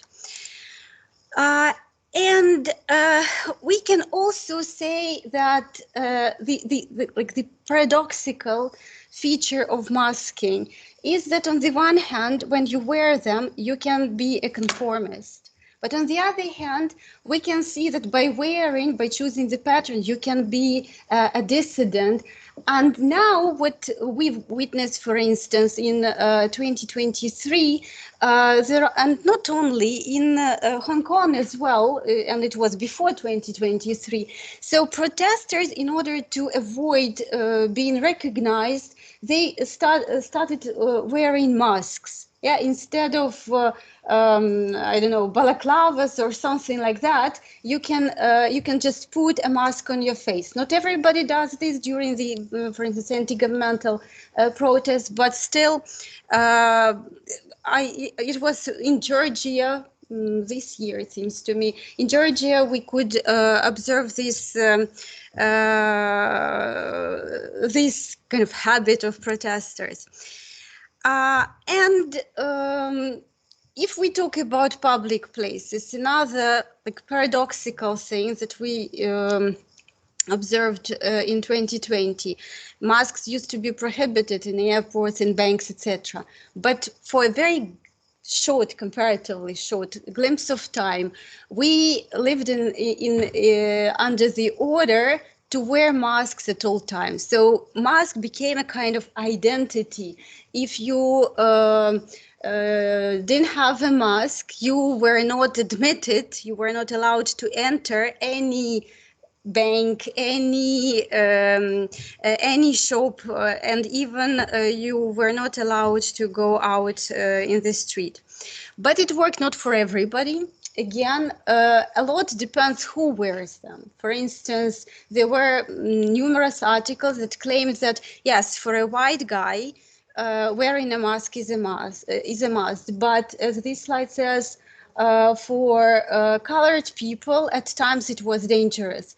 And the title of this newspaper article says, "Which death do they choose? Many black men fear wearing a mask more than coronavirus." So still for some social groups, wearing a mask still was perceived not as a marker of cautiousness during the pandemic, but as an intention to probably to do something that requires anonymity. Therefore, probably I will not comment on the first statement, but I will comment on the two others. We can say that masks became a persona constructing tool. Yeah, you can send a message with a mask, depending on the type you wear and depending on the pattern you choose. And you can also use, like metaphorically call mask as a canvas. You can emphasize its aesthetic features, or you can use it actually as a graffiti, like as a political poster.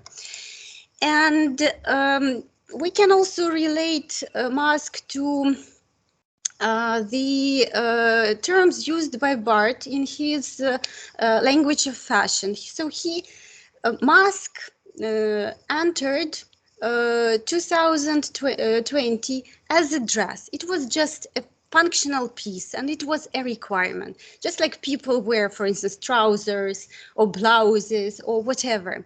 But it very quickly became dressing. That is, people invented numerous ways to kind of individualize and personalize masks. And it's not only what mask you chose.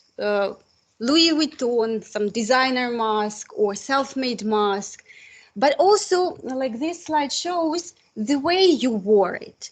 Because, for instance, people who were against this mask regime, they, for instance, didn't cover their nose. They wore these masks below their chin, for instance, etc., etc. So everything, like any piece of clothing, individuals chose their type of this clothing and the way they wore it, and these are also messages sent by willingly or unwillingly, consciously or unconsciously, by people to their surrounding. And mask, therefore, was an interesting experience, and it has revealed a lot about anything that can be imposed on the public and used as a tool of communication. So thank you very much for your attention. Yeah, I would like to thank you, Irina, for speaking today about mask and give us very details semiotic analysis on how mask use in public and what topics and discourses is created. I absolutely love comparison when the mask become a canvas or a place for political powers and political poster.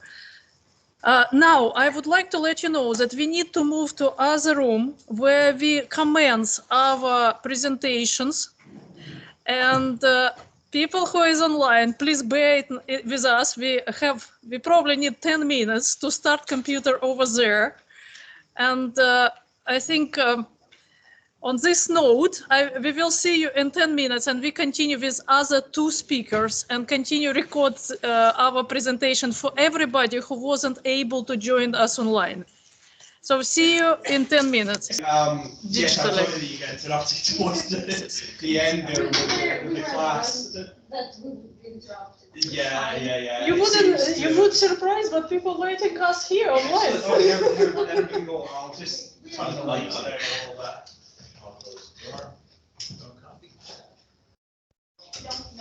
Where is Victoria? Victoria. She went, I saw her wandering the halls. I'll be back in a minute. Okay. Maybe Solomia will. You want to be the next one? If needed, I can. What did I say? You just transfer file on the desktop, so there wouldn't be problem with Wi-Fi.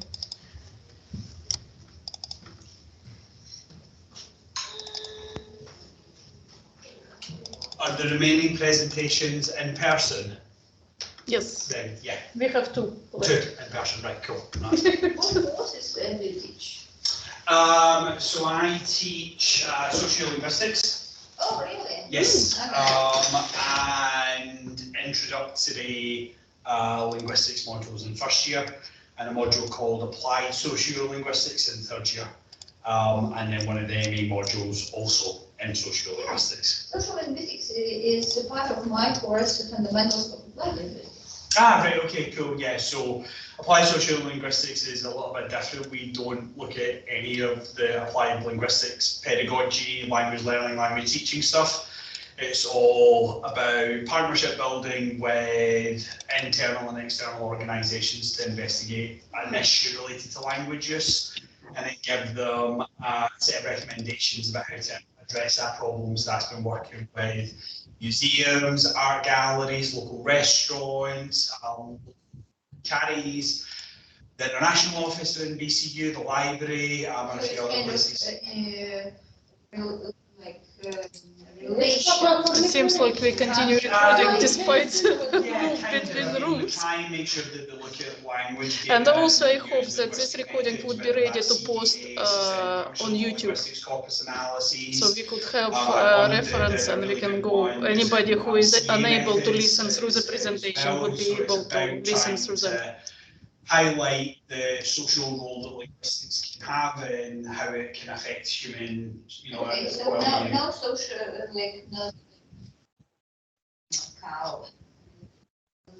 Okay, so what I'm going to do is. Yeah. So I don't do any research on that. My own research is in language and masculinities, language in the media. In the course. Okay, friends, I will be with you in the 3 seconds. We do a week on language policy. I don't think we've had anybody do it as part of an assessment.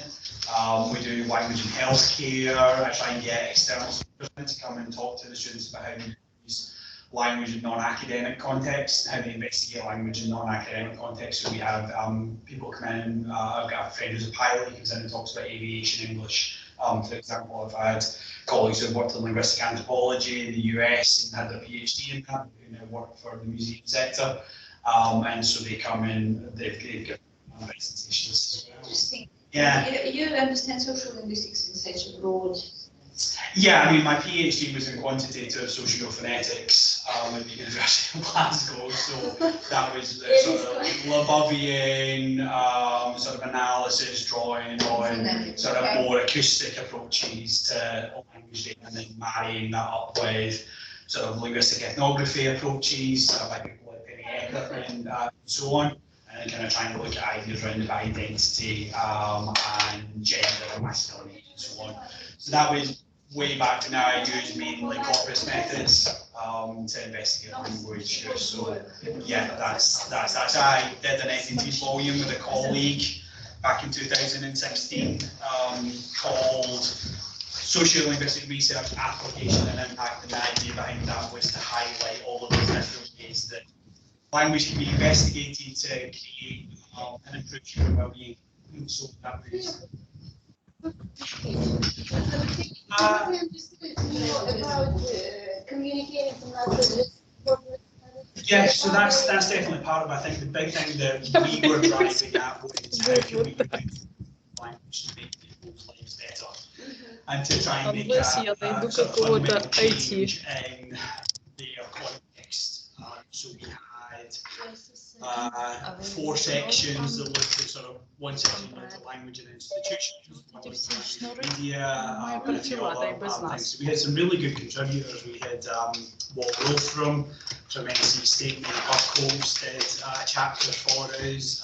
John Rickford at Stanford did our foreword for us as well, which was really good. We had some stuff on forensic linguistics, working with judges and summings up at the end of court trials and stuff like that. So it was a really good project. Yeah. What are the specialties? So what did I teach? No. And the students, what are they going to do? Oh, crikey. What did they go on? Yeah, so they go on to do a lot of really varied things. Quite a few of them get into teaching, obviously, given the nature of the subject. Few have gone into librarianship, some have started up their own businesses, some have gone overseas to teach, some stayed in the UK. We've had people go into one student who actually ended up working for Harrods, doing catalogue descriptions for items in the Harrods catalogue, and so she went in to do that. We had someone going to work for the Commonwealth Games marketing department as well, and so we've had folk in a variety of topics. I've had a few, maybe 2 since I've been here, who have gone on to do an MA and a PhD and then sort of gone down the academic track, but it tends to be sort of not that many go on to pursue sort of postgraduate degrees. So, sorry. Okay, thank you so much. It was really interesting to know that some of your graduates went to Harrods. Yes, yeah. Because this is precisely what Fokin was talking about, his language vocabulary. Yes, yeah. Like so, different segments, what language they have. Yeah, so she's, because it's Harrods and it's obviously high end, there is a particular vocabulary round about prestige and desirability and attractionness. Yeah, exactly. So they've got in-house style sheets of exactly the kinds of things that they can and can't say in product descriptions. Yeah, absolutely. Okay, so what I would like to introduce our next speaker. Our next speaker is recording. Sorry. Do we are recording? Just a sec. Yeah, we are recording. Our next speaker is Victoria Romanchuk. She is our current kind of like joint MA student, where she based in School of English. All this year, she was studying on master's program. I have some MA and also BA courses Yeah, that I've attended. Yeah, So and I don't know. Victoria is our Erasmus exchange student, which was she was able to join us for last year. And also, when we spoke with Victoria about how she could contribute to fashion studies, I proposed that she research with her knowledge of linguists. She researched sustainable fashion. So results of her discoveries, this is the second part we are listening today. So please welcome Victoria. Thank you so much. So if that's okay, I'll be seated because it'll be just more convenient to change the slides. But today I'll be talking about the second part of my research on the language around Ukrainian sustainable fashion. So the first part of research was based on the data I collected from 10,000 messages from Twitter, which contained the collocation sustainable fashion in them. But this second part is based on the information of the websites and social media accounts of such brands as Ksenia Schneider, 044, Rusin, Fashion House Ivanova, etc. So the criteria for choosing these brands were the following.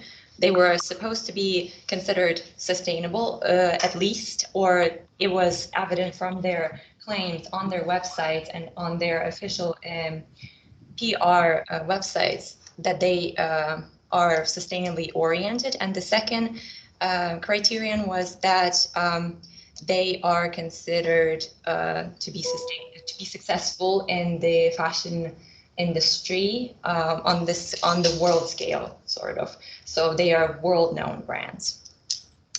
But before I begin talking about them, I think it's sensible to talk about the war and the impact it had on the fashion industry and the business communication of certain fashion brands.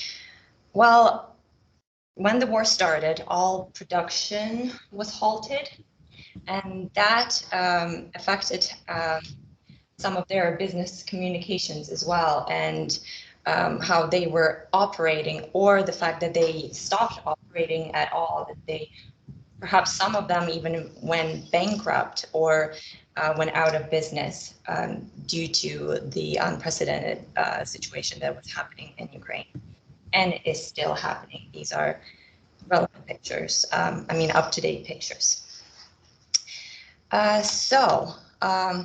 The main methodology that was used for this research was corpus linguistics and discourse analysis.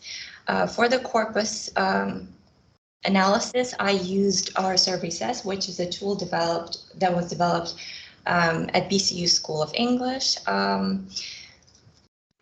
I think everyone here present is a linguist, but just to make sure, I'm going to explain what a corpus is. It's basically a compilation of text, a body of written text on a particular subject. In our case, sustainable fashion. When you do a corpus analysis, what it allows you to do is look at this text, this immense amount of information,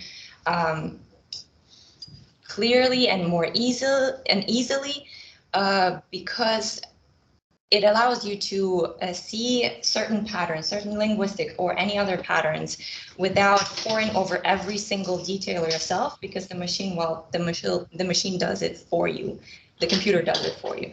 How our Survey-Says tool looks like, it looks like this, very visually appealing. It tells you, or it shows to demonstrate how many frequently used words there are in the text, their most frequently used collocations, things like that. And it does the statistical analysis for you, basically. But the main point with corpus linguistic is that you have to actually do a bit of your own work after the statistical analysis is processed. Well, because it's a machine, it doesn't really tell you anything about certain themes or important stuff that it might be new to your audience or might be relevant for whomever it is that you're teaching or, I don't know, presenting to. So, well, no, apparently I'm changing the presentation itself. So why it might be important for the fashion community specifically, because, well, it's obvious how it can be beneficial for the linguistic community because it looks at language. For the fashion community, it might help them discover ways in which they can convey their brand personality effectively.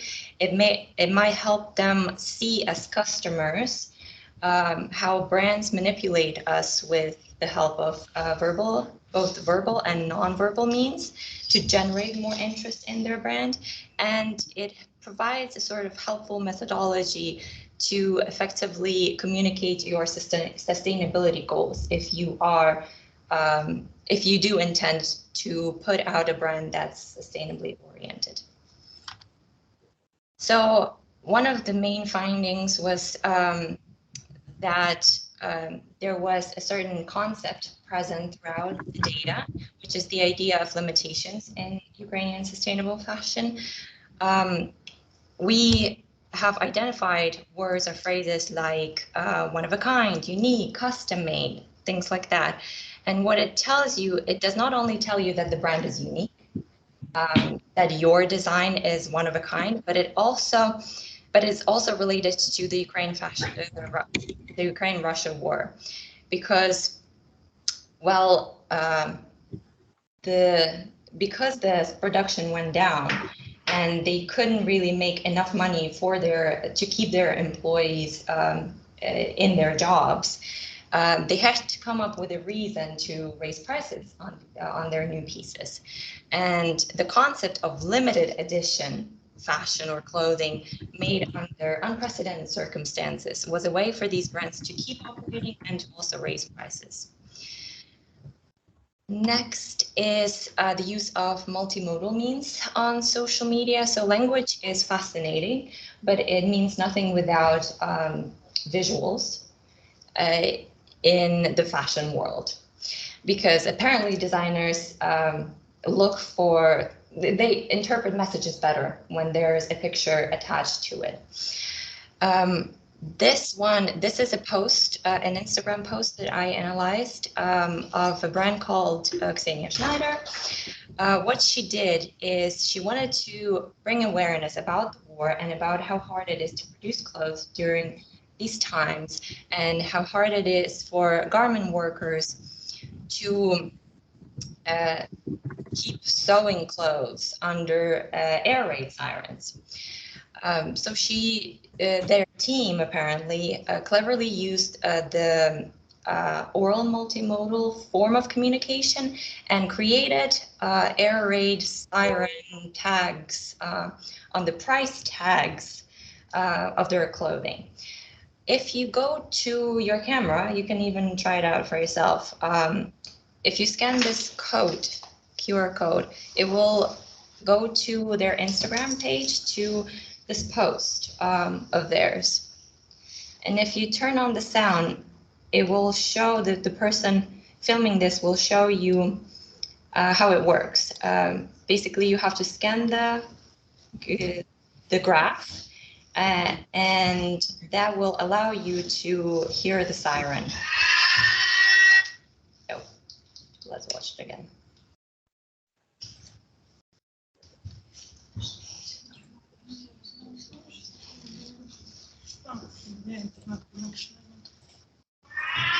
Like this.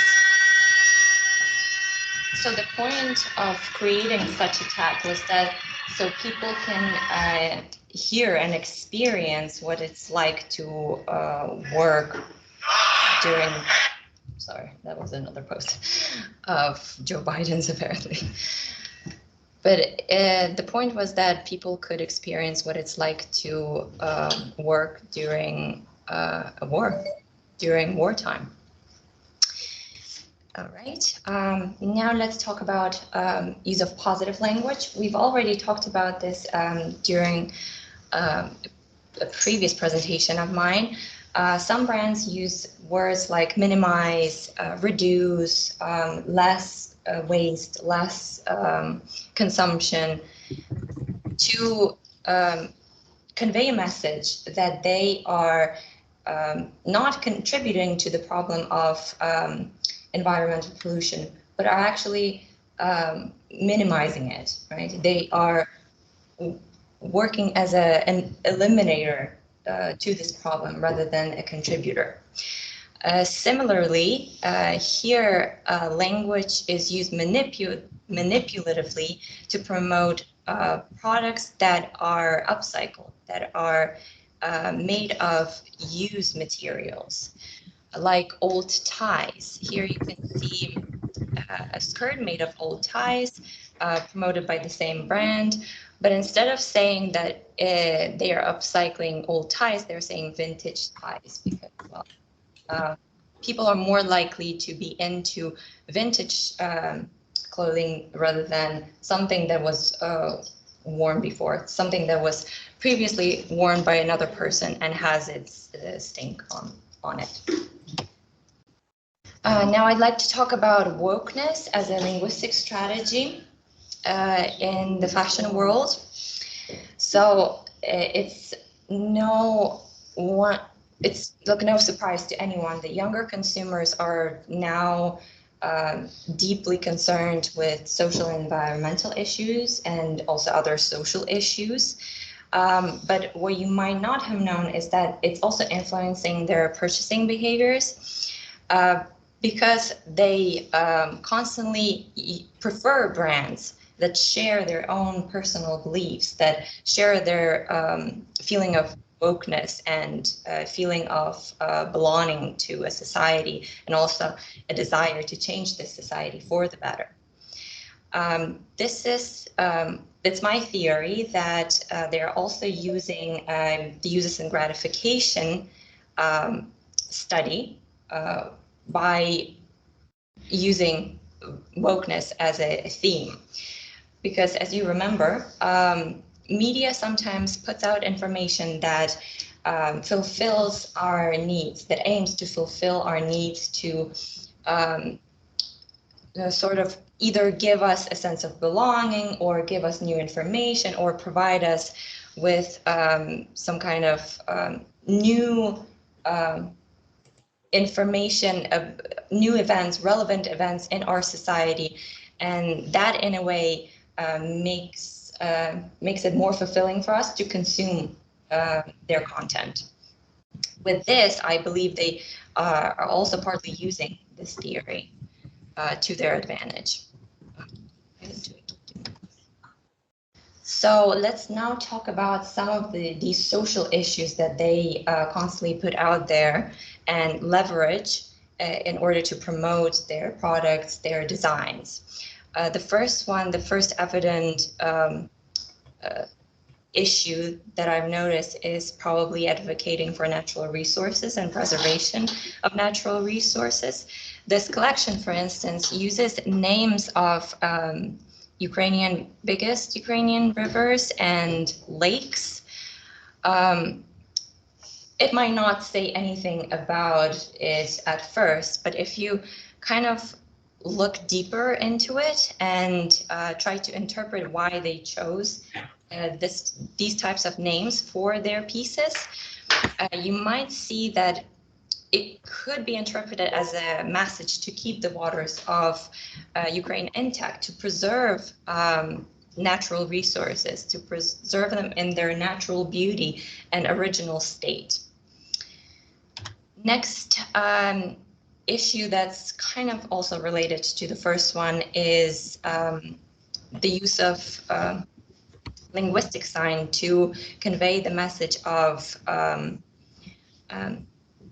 again, preserving natural beauty, or as a way to appeal to a customer that it is considered to be environmentally friendly. What is the linguistic sign about? Basically, when you see a word or hear a word or an image like a combination of word red, leaf, round, and apple. You see an apple in your mind, and that could lead you to see images, see concepts of freshness, healthy, health, temptation, or teacher's pet. You know, certain images evoke other images in our minds, like speaking about Ukraine. If I say Ukraine to you right now, the first thing that'll come to your mind is the word war. And how fashion brands use this kind of tool or theory to promote the product, they hint at certain things without you realizing that they are talking about them. Like language representative of images of wild nature, they would say, oh, you know, imagine sounds of breathe in the wild, and imagine like wearing our swimsuit while swimming in this river. Or mentioning of seasons changing, spring, flowers becoming natural phenomenon occurring in springtime, how nature takes its course, and so on. These two examples, they are very symbolic of concepts of nature, beauty, preservation of natural resources. And it shows the brand's respect for nature and for sort of in environmental causes that preserve nature in its original state. And it also reveals how important it is for the brand to preserve balance in nature. It's also a sign of the clothes origin. It might tell us that the clothes are made of organic materials rather than synthetic fabric. And so it's all for the benefit of the brand. Now I'd like to talk about the concept of femininity, speaking about swimsuits and this company that is primarily concerned with producing swimsuits. In this research, we have found that they use language, emotional language, to appeal to women especially.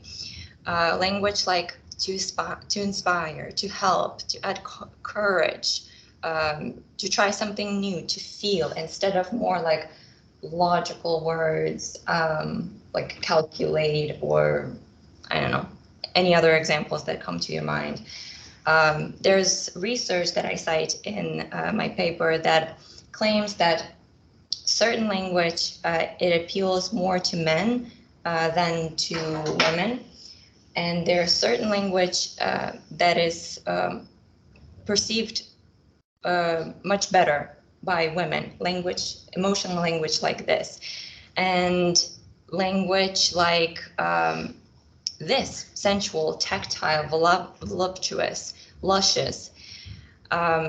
These are words kind of related to the women body and how you want the women body to look. You want it to look flattering.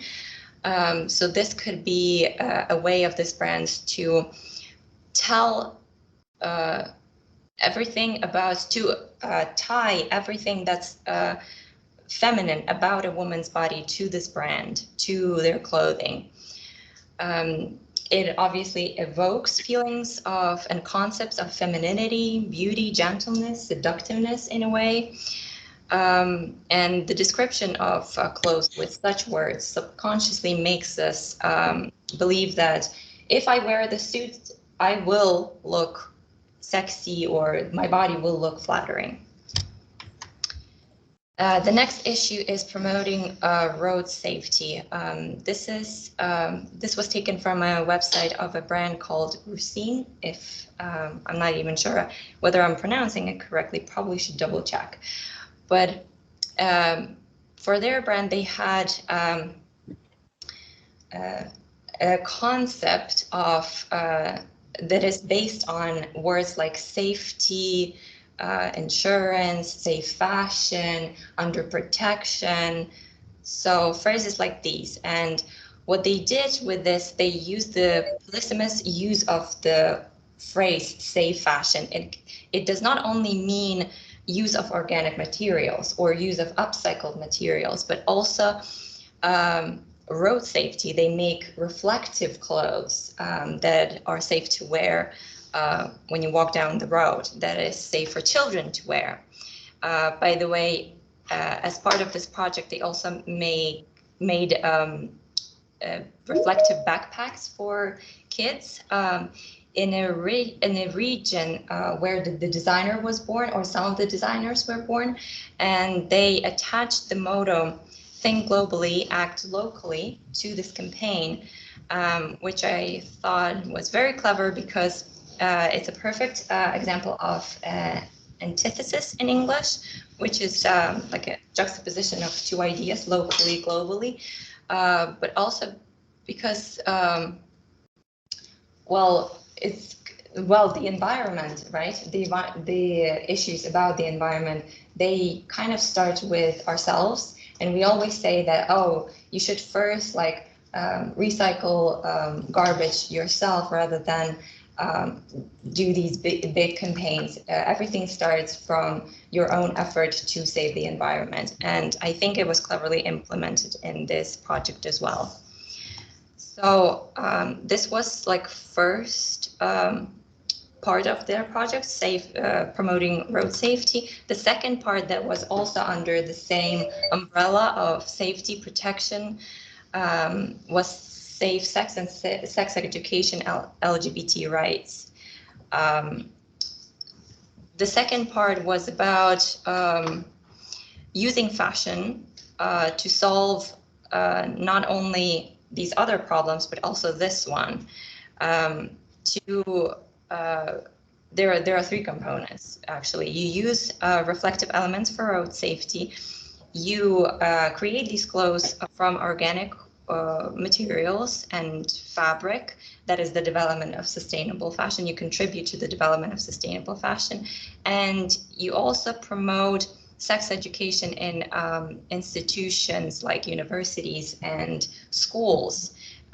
You contribute to promoting this kind of education, because it's been, if you look at the history of sex education in Ukraine, there hasn't been one, really. It has always been a taboo topic, and with their visuals here, you can see that they allude to this very strict classroom where a teacher could never speak of something like this, and the student was never allowed to either. In summary, I guess you could say that from a linguistic and marketing perspective, implementing language that focuses on social issues is always great, has proven to be an effective tool, because if you look at the at how successful these brands are and how many people are interested in buying their pieces, I'd say that they are up there.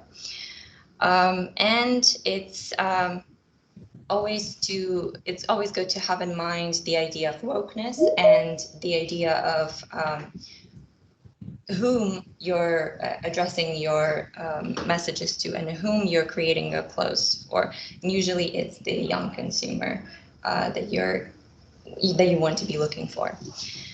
Have you got any questions? Because this is the end.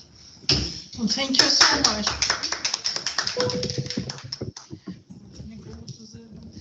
So,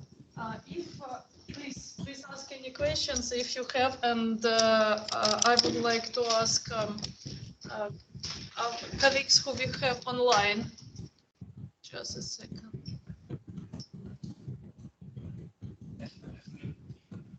Could you say a little bit more about the corpus that you built and how you did that? Tweeters were located with all of the instances of, you said you looked for sustainable fashion as a colleague. Were all of the instances of that based in Ukraine? Were they worldwide? Could you say a little bit more about how the actual process of constructing that corpus? Well, I definitely looked at messages or like websites that the language, basically the point was that I wanted to look at language that was actually, that used one language, that it looked, I wanted to look at phrases, collocations, whatever, that use English as a primary language of communication. So no Ukrainian text included. the first part, I didn't actually mention anything about the first part of my research. It was based on Twitter messages of UK-based brands and also consumers online who wrote about sustainable fashion on Twitter. We could look through this presentation, or I could send you this presentation afterwards. But this one was based purely on the information I collected from Ukrainian websites, Ukrainian sustainably oriented fashion brands. Basically, I did that. Yeah, I put you know, when you go to a website, you have different categories. So I mainly focused on you know, sustainability goals category and put it all in one corpora, and then I combed through it, tried to identify like similar patterns or something that could explain my hypothesis. So did every company have a similar content of sustainability goals? Like, so they all had like a tab or a web page. It wasn't the majority of them. I wouldn't say that all of them had this kind of tab that you could go to, but yeah, the majority of them did have one. And did you look at that? Sorry, this is my last one. Did you look at that through our survey says, or by hand, or how did you actually go through and analyse that corpus? By hand. By hand. I went there and picked the most like relevant information that I could find that actually related to sustainability and fashion. Because, you know, I'm just thinking to potentially make your life easier if you want to do another kind of approach using something like Anconc or Lanxbox or Wordsmith tools, or, you know, there's a variety of corpus software out there that's free to use, might have helped you look at, you know, other kinds of features, you know, engrams or potentially keywords. And so how does your corpus of sustainable fashion differ from those companies that are not interested in those kinds of things, for example? And so you might have then been able to see a kind of more explicit articulation of how sustainability discourse is woven into you know, the businesses that you're interested in comparison to those businesses like H&M, for example, where sustainability isn't, it's more fast fashion, right? So that might be something that you might want to look at if you decide to take this project. I did look at UK-based brands as well, like H&M, Zara, and then I don't remember what the third one was, but I kind of compared them in a way that a lot of UK-based brands use manipulative language to that was based on claims that didn't really end up to be true in the end. If you double-checked, if you went deeper into discovering the true meaning of their messages, of the messages that they had put out there. But yeah, if this was like, if I had a program that could help me sort of look at a specific topic, right, or specific brands compared to what is out there on the internet, like on any other social media platforms, or just out there on the worldwide web, that could. Because it's obviously quite a specialised. Further research, though. Yeah, because it's obviously quite a specialised topic that you're investigating. I don't think that there's a corpus out there of like fashion discourse. There may well be. I don't think that there's an element of that in like the British National Corpus or anything like that. But you can certainly do something like that in Anconc, for example. And so you have your target corpus, which is the one that you would have, and then a reference corpus against which you would be able to compare that. And yeah, it would allow you to see what kinds of keywords then, you know, would it be sustainability, environment, or whatever that comes out against, you know, another corpus where maybe those kinds of issues are less foregrounded. But all companies do this, right? All companies manipulate you, they use language and lie as well. So I'm trying not to be pessimistic about it. But I've taken up enough of your time, so I'll let someone else answer your question. Yeah, this is a particularly controversial topic, and this is why it was selected for this type of study. This because we have a lot of discussion and a lot of controversial discussion online, especially by public, without any particular support of their claims. And we really wanted to measure, to have some statistical measurements of what is going on. And therefore, corpus linguistics seems like the best methodology to do precisely this. Yeah. So I would like to thank you, Victoria, for your very interesting presentation. Thank you so much for joining us today. And we are moving to our final presenter, not the least one, last but not the least. And I would like to introduce you all.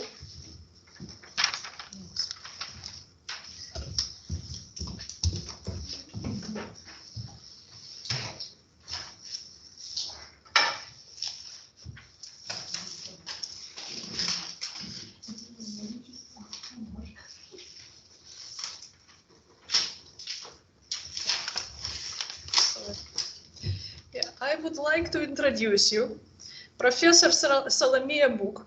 She is from Department of General Linguistics, Ivan Franko National University of Lviv in Ukraine.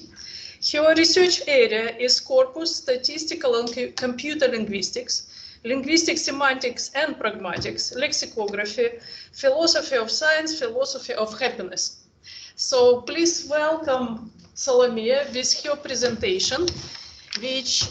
So I would like to let you know that if anybody want to join us, I could hear the call, but I might not be able to click and not see you trying to join. But if I notice it, I would definitely.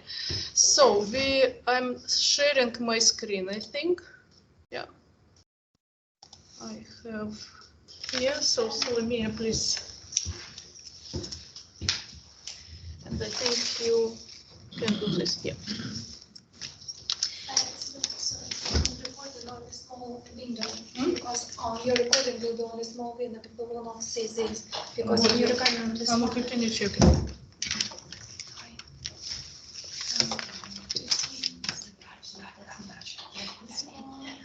Yeah, what they see. This is what they see. Yes, what they see, and then somehow to minimize. It stops sharing. If we minimize like this. And we move it now. Then what they see, all the. You think? Or if we would just do this, I don't know. Hopefully. We can help. We can ask them to work. We can just hear it. Dear colleagues, could you please let me know, indicate somehow that you actually see Solomia's first slide instead of somebody else? In full screen. In the full screen, yeah. Could you please tell me in the chat? I just check the chat because I don't want to record the wrong image. I need to nажму. Sorry. Where is our chat? Yeah. Can please anybody type in the chat what you can see? Just out in our voice. Yeah, like if I will do this, can you see the slides?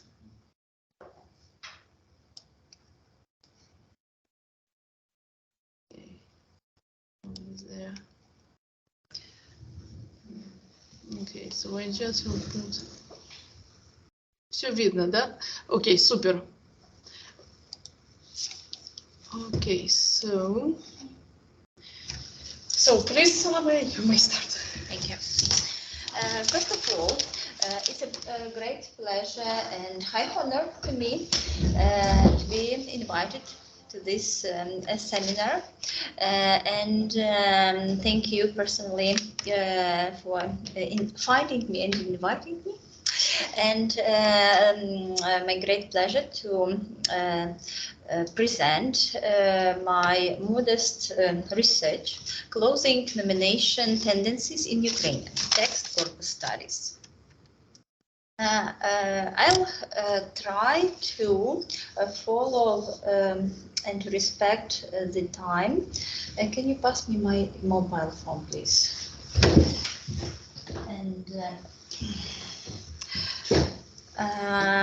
Take not more than 15 minutes.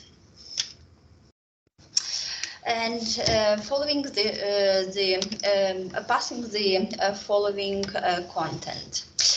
First of all, what is fashionable or old-fashioned in life?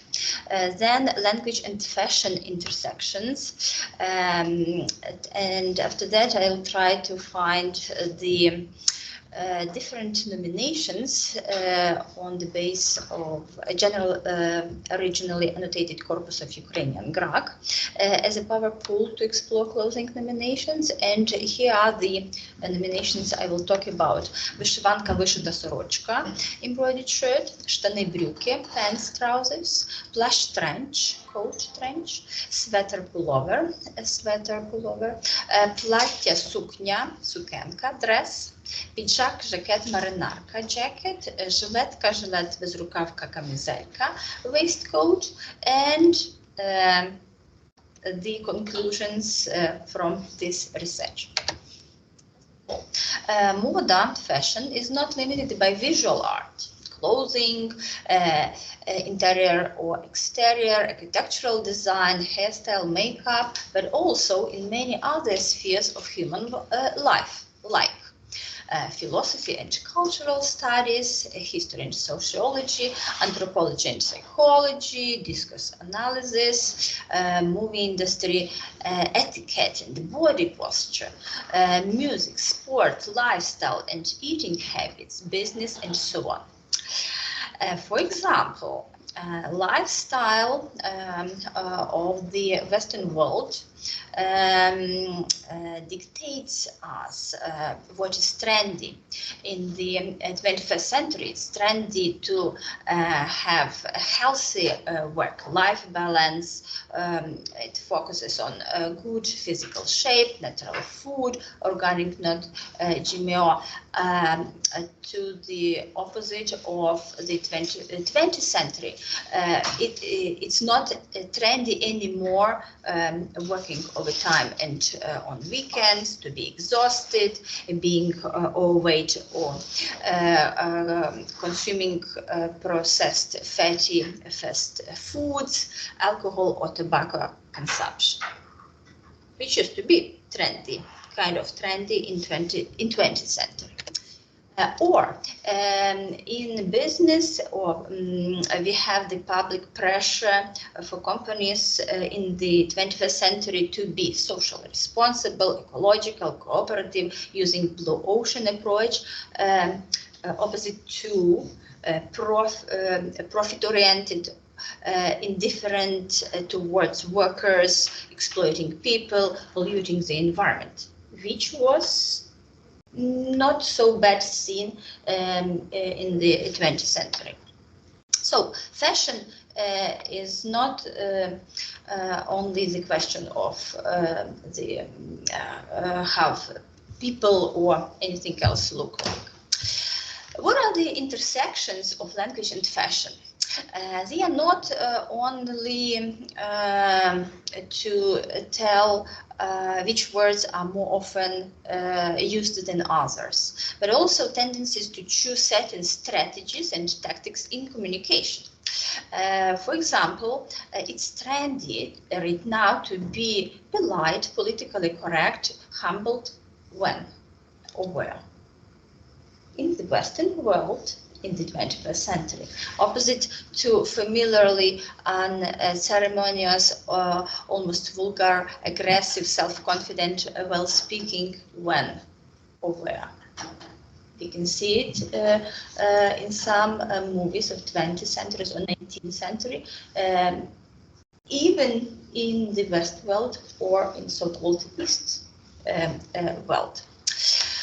From the other side, linguistics has its own fashionable trends. During different time periods, we had different focuses and methods. For example, descriptive linguistic, comparative historical, structural approach, cognitive, while now it's trendy to use computer language processing tools, quantitative linguistics, and corpus linguistics, which was mentioned already today. So, language of fashion could be explored with different ways. It's not only the vocabulary of magazines, language of fashion industry accounts in social media, or language of customers' comments, which we have heard about, but also language of online shops describing clothing, language of fashion TV and radio programs, and so on. The topic of my research was to explore not only the narrow field of fashion, so-called fashion industry, but also how those words are used in language generally, because language has different styles like colloquial, official, publicistic, and so on and so forth. For this, we used a corpus GRAC, which covers texts from 1916 to 2023, about 90,000 texts, 26,000 authors.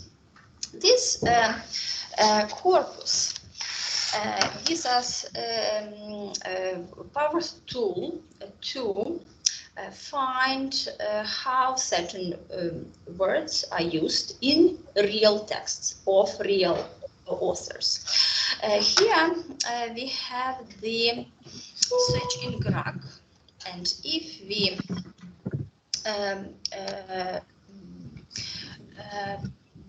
go there, we have no sketch engine interface.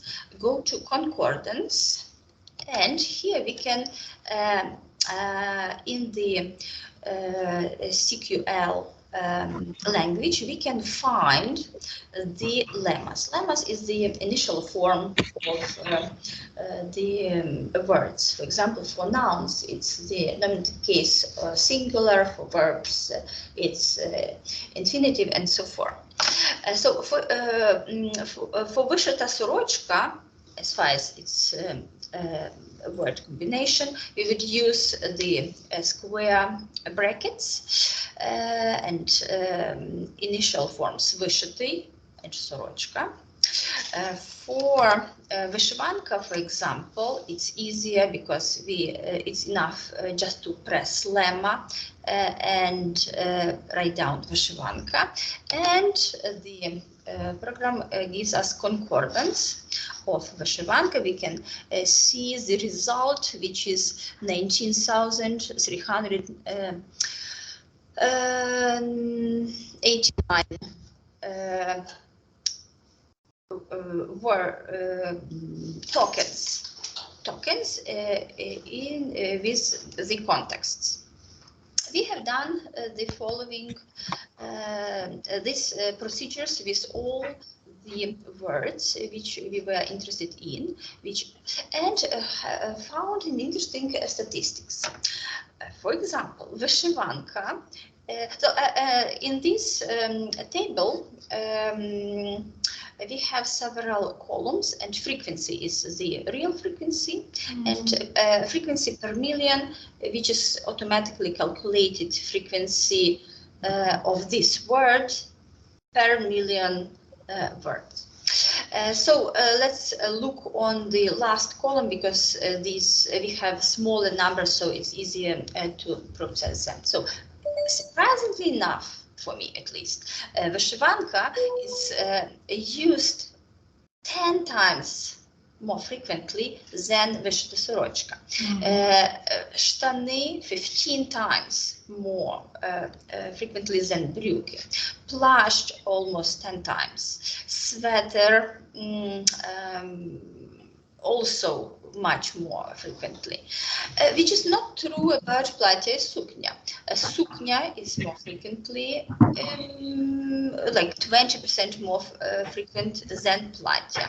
Or pidžak is the same tendency, much more frequent than jacket, and the same with, for example, жилет, to the comparison with жилетка or безрукавка.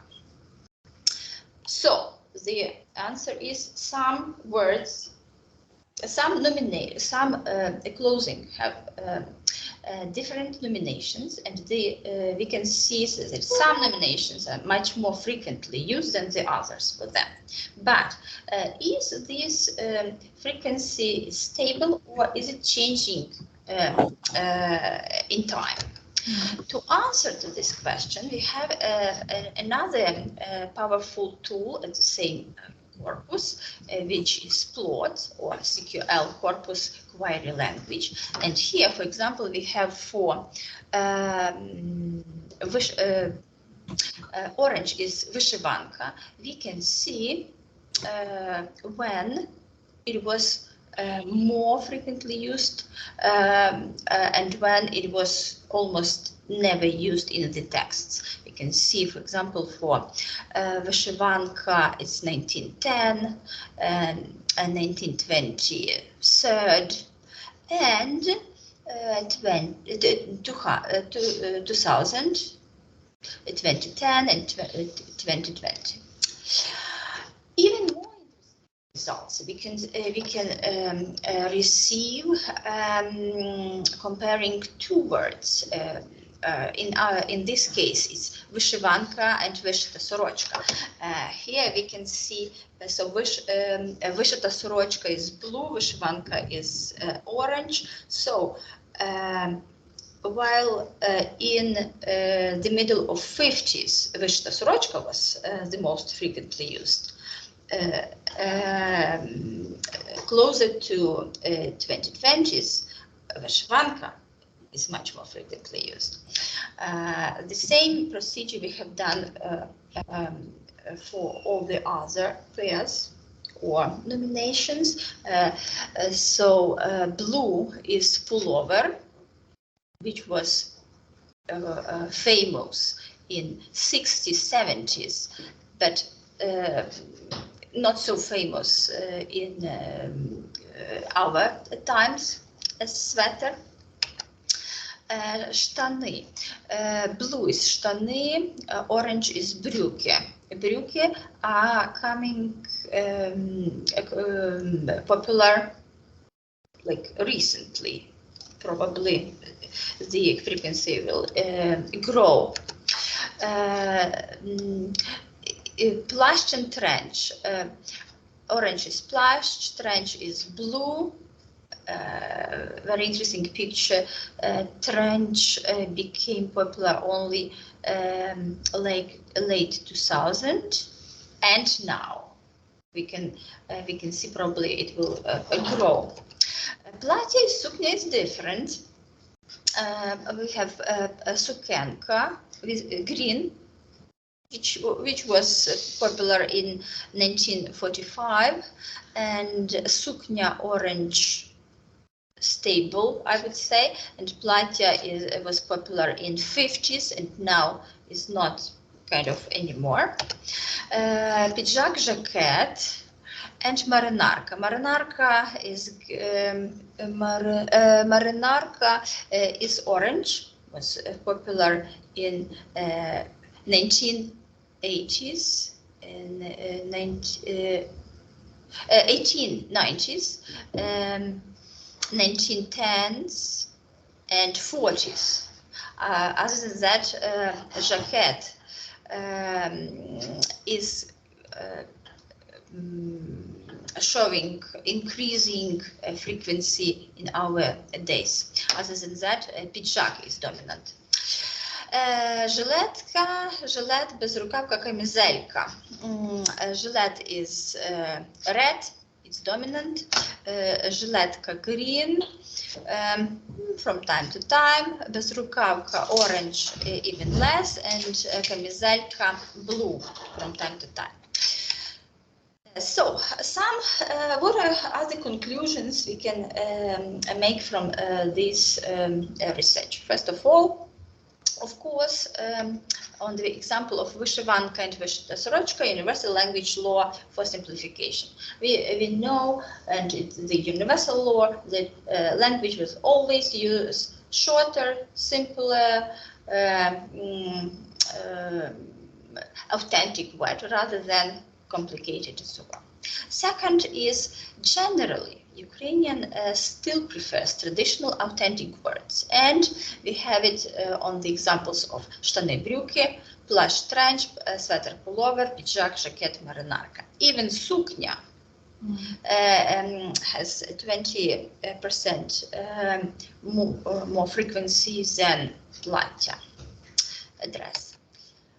Also, the frequency of clothing nomination is not constant, but it changes over time. Here we have two tendencies, increasing and decreasing. Брюки, trench, jacket show us increasing picture. They are more and more popular in 20s, and the opposite tendency decreasing, which is pullover and плаття.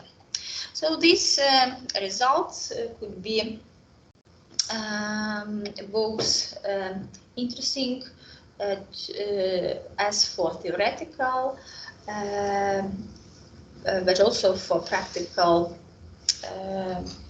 application in language generally and fashion language study in particular.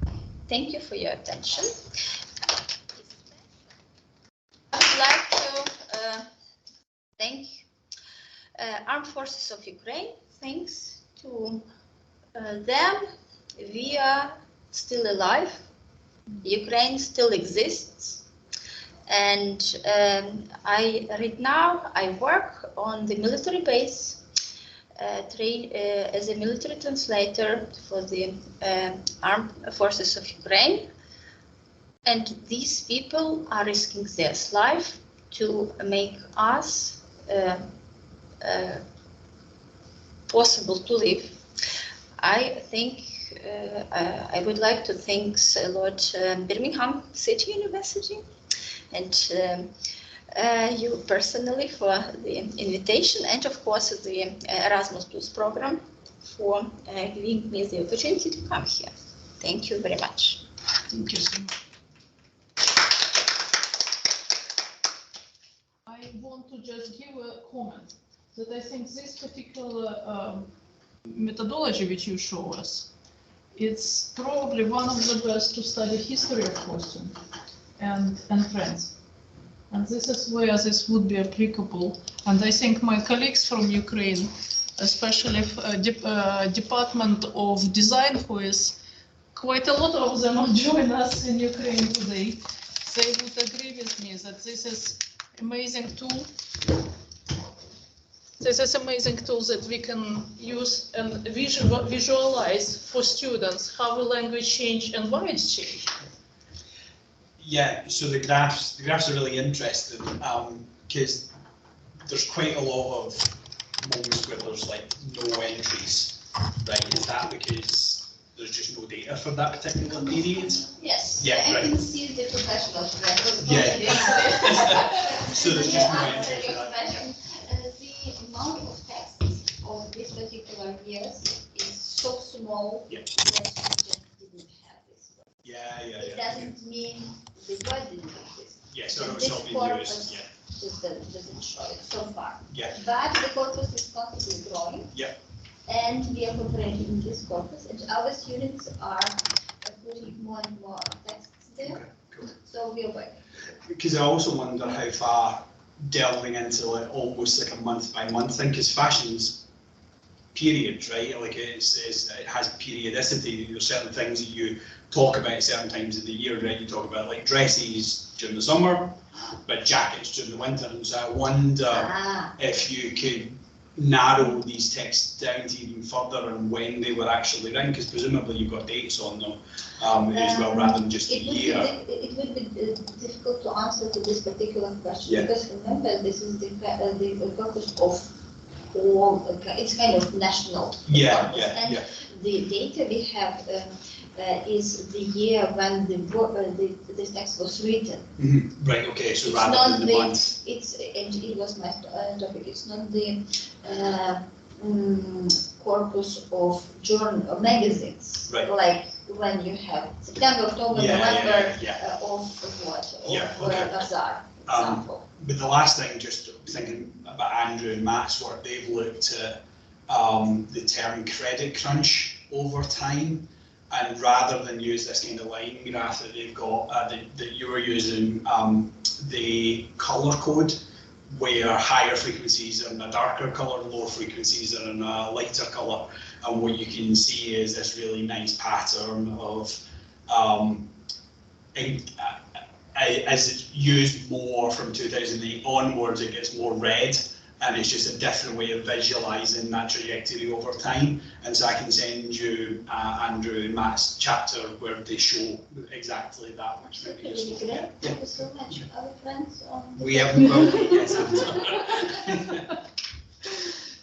Yeah, we would like, actually the aim of, it's me, aim of our meeting today, and I mean these amazing talks which we hear today, is to start to elaborate and discuss how we can write a book which would be suitable for non-linguists, and adapting these amazing methodologies, not simplifying them that they will lose their meaning, but actually adapting in a way that it could be used for more and wider research.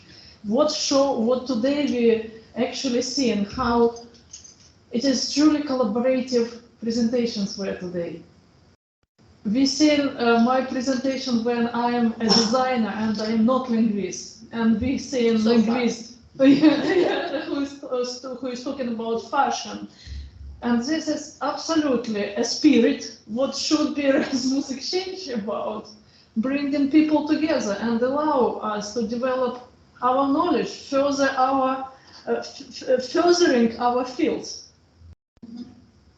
and expanding the knowledge, and share knowledge with students and new generations in